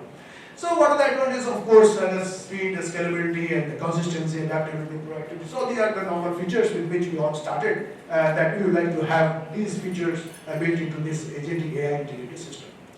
Now, well, I think I don't have to explain this. So once there is a ransom attack, what you do? I think I was explained in every detail. So at night, a group of, a ransom group launched a phishing email campaign targeting the employees in a corporate, connected to a corporate network. Then what the agentic AI should do? Because when people are sleeping, the agentic AI is not sleeping, because it is still running in your system, and what it should do. And you follow some steps. Following that particular architecture, you perceive, the agent perceives that in the detection layer it's going back. So then an employee receives an email with a malicious link disguised as an invoice. So you can see what that invoice actually contains. But then the agentic AI is brought back into action, where the perception agent will continuously scan the email and network traffic using your anomaly detection models. It will detect unusual patterns. Once it detects some unusual patterns, then it has to do some kind of a micromanagement and see what has to be done. So it tracks an potential phishing attempt that is performed, and what could be the behavior of that particular agent at that point of time. The detection agent doesn't just raise an alert, but it also evaluates the confidence level, how confident it was in detecting that. Because it's not going to stop the system there it is, as it is, but it has to check how confident it is, and accordingly it has to execute certain operations and other operations. Then the second component is reasoning, right? So the analysis and the context building. So you're trying to understand in what context things happen. So the event could be the system correlates this phishing alert with other ongoing signals, a login attempt as well, from an unrecognized IP or an unusual file download. So as a human being, probably will not be able to correlate. Somebody is trying to execute a phishing attack. Somebody is trying to download a heavy file, and somebody else is trying to make an attempt from a, let's say, spurious IP address or whatever. And this probably, out of the experience, out of the learning that the agent has done, they will be able to correlate. Maybe this is moving towards a phishing attack. And that is what is being done by the reasoning agent. Right? So that component should take care of this, and also it constructs a causal chain. I was talking about that. So what all things will happen in the coming minutes, coming seconds, and that is how it concludes that it's a potential vulnerability and potential compromise, and then it does whatever kind of things that would maybe it will try to drop down some executables, all that you try to do after that. Now, step 3, the planning. Once it has understood, it has confirmed that the attack is gradually unfolding. You are at the beginning, but over several minutes, this attack will unfold. Now, the system has to decide how should it respond. Again, the agentic AI, which has been trained over a period of time, can get plan out on the fly and take a decision what it has to do. Probably to try to isolate the suspected endpoints. Probably it will then go on to block the malicious domain in the firewall, and it can take a set of remedial actions that is how it has been designed to do that in order to minimize the impact of, in order to mitigate the impact of the phishing attack that has already, the ransomware attack that has already begun. Okay.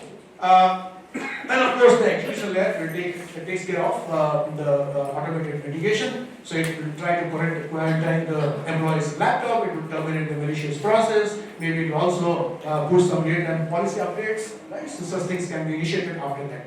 Now, at the same time, I think it will also communicate with the human analyst, because it's also giving a chance to the human expert to understand what has happened, to summarize the incident, and it will also get a request, approval from the human, because you may not have the power, and you may not delegate that power to shut down the machine immediately. You need some human intervention to take a decision whether the credential of that particular user can be disabled, that server can be shut down completely, whatever decision. Therefore, there is a link also with the human expert. Alright. Then, of course, I said learning is component. I will not elaborate on that. So, all that's happening, like a human being, you are learning from your experience, the decision that you have taken, and the incidents that led to your decision, and the impact of the action that you have done, you are making learning because you are preparing for tomorrow when the new attack comes, whether you will be able to handle that or not, right? So, keeping that in mind, that that's not the end of the story, but new attacks will keep on coming, and I have to train my system to handle those attacks. So, keeping that in mind, so learning module keeps on learning from the system. Okay, this I think is not very important, it is not of time. And obviously, what is the end result of doing all that? So you have followed a detect, reason, plan, and act, learn cycle, and that's happening continuously. And by doing so, probably you are trying to utilize the encryption, because the ransom they will try to encrypt and they will ask money and all that will happen. So you are trying to minimize that, utilize that with minimum downtime and continuously improvement because of the learning that you are doing. That's how you are building a resilient system. And then, of course, at the same time, the human analysis is also engaged to really understand, give his views on what all the agents have already done. So very quickly, I just want to cover, because this is a academic point of view, because I understand that before the teachers think how to handle that, the smart attackers they know how to attack. So it's always a game between the police and the thief who don't know who is surpassing whom. But this race will go on. As long as we have that we have the greed to remain connected with our friends, to network and all that, you cannot really do away with these cyber security issues. And new concepts will come and people will keep on working. But I'm just going through a few documents. They say they have started working on this kind of agentic AI has been used in many other areas. But in this area, there are only few activities because of obvious reasons. But I think I see that is the future. Some of you can build small agents, and the students you can give them small projects to work on building your own agents using the infrastructure that is possible. And because as long as LLM is there, But again, people have also started talking about how about attacking an AI system, right? Even the AI is also under attack. So those things will be there on the background, but from academic point of view, always we can have small contribution in whatever domain that you want to do. I think with this I will stop.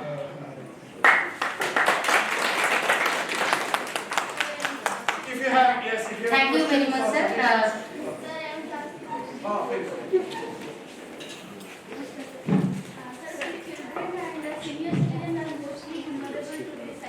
Please. Yeah, I will speak over there.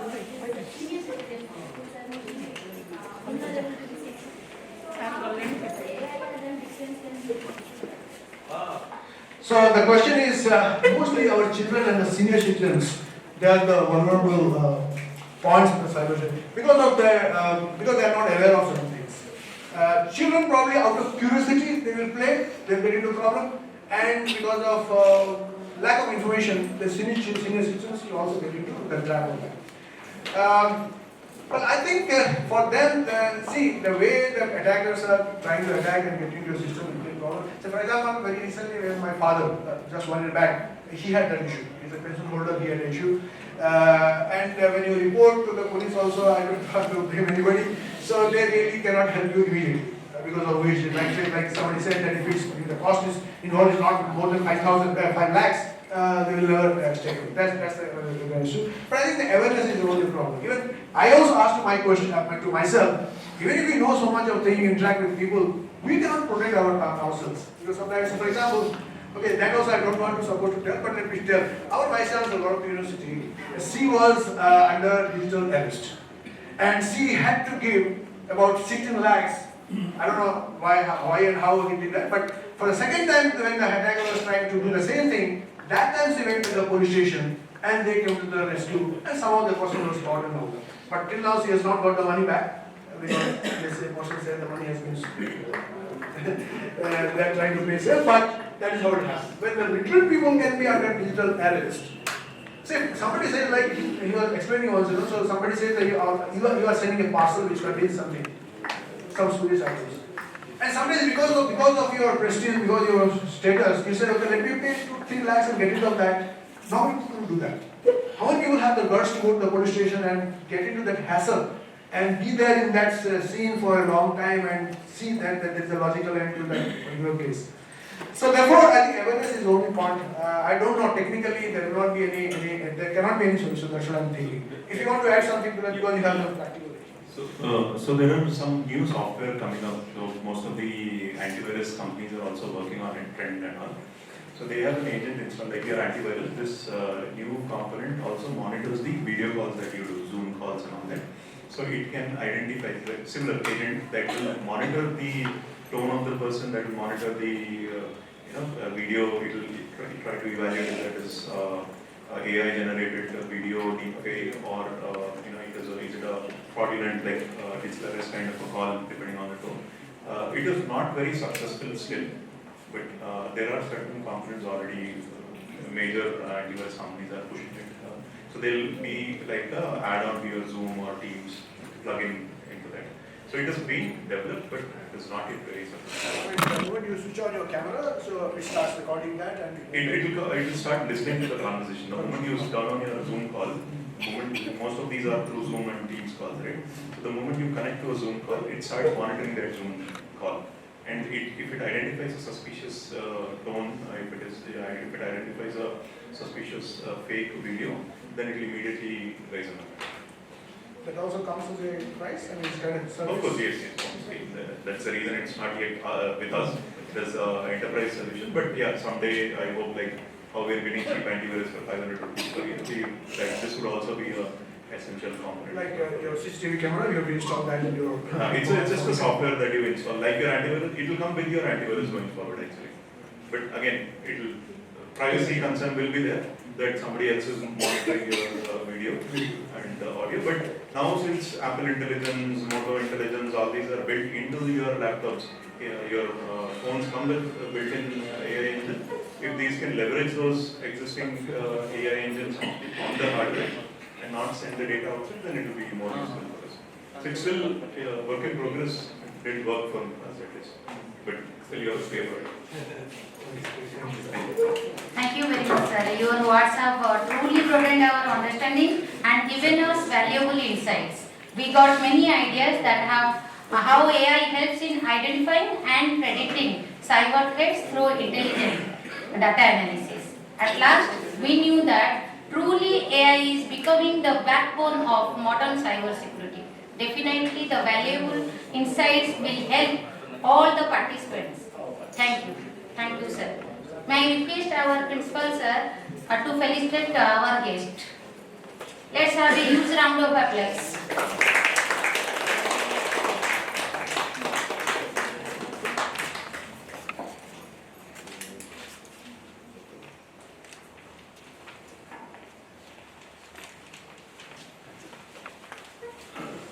Good afternoon all. As we know that now we are going to the valedictory session. Before that, may I request to all the participants to fill up the feedback form that is shared in the group WhatsApp. Please look into that. And after the valedictory session, we will have our lunch. So let me start the session.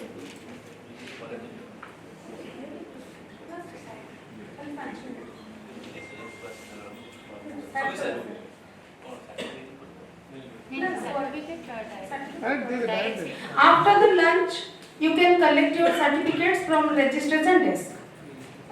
So, the weather is cool, but the discussions are really very hot as they are related to security, especially cyber security. Ladies and gentlemen, distinguished guests, respected speakers, and my dear participants, it's my honor to deliver the valedictory speech at this national seminar. Over the past sessions, we have collectively explored one of the most urgent and informative ideas and areas of digital era, how intelligent systems can secure our increasingly interconnected world. This seminar has brought together the experts from academia, industry, research, each contributing insights that have broadened our understanding of modern cyber threats and technologies designed to counter them. Today's discussions reminded us that cybersecurity is not now a longer threat to reactive defense. It's a strategic, proactive practice where AI helps predict attacks even before they occur. However, we also acknowledge the challenges, ethical considerations, data privacy concerns, and adversarial attacks. As we conclude, I extend my heartfelt appreciations to all the speakers, panelists, and researchers who have done their contribution to make this seminar successful and enriching. I also thank our organizing team, committee members, volunteers, technical teams, people from press, for their constant dedication and tireless efforts. I also applaud the participants whose enthusiasm ensured that every session was lively, thoughtful, and inspiring. Let this seminar not be the end of our engagement, but the beginning of the deeper collaboration. The insights shared here should encourage us to innovate further, conduct more research, develop stronger solutions, and continue building a cyber resilient future powered by responsible AI. Thank you once again for your presence, your ideas, commitments to advancing the field of cybersecurity. Thank you and have a safe and secure time ahead. Thank you once again.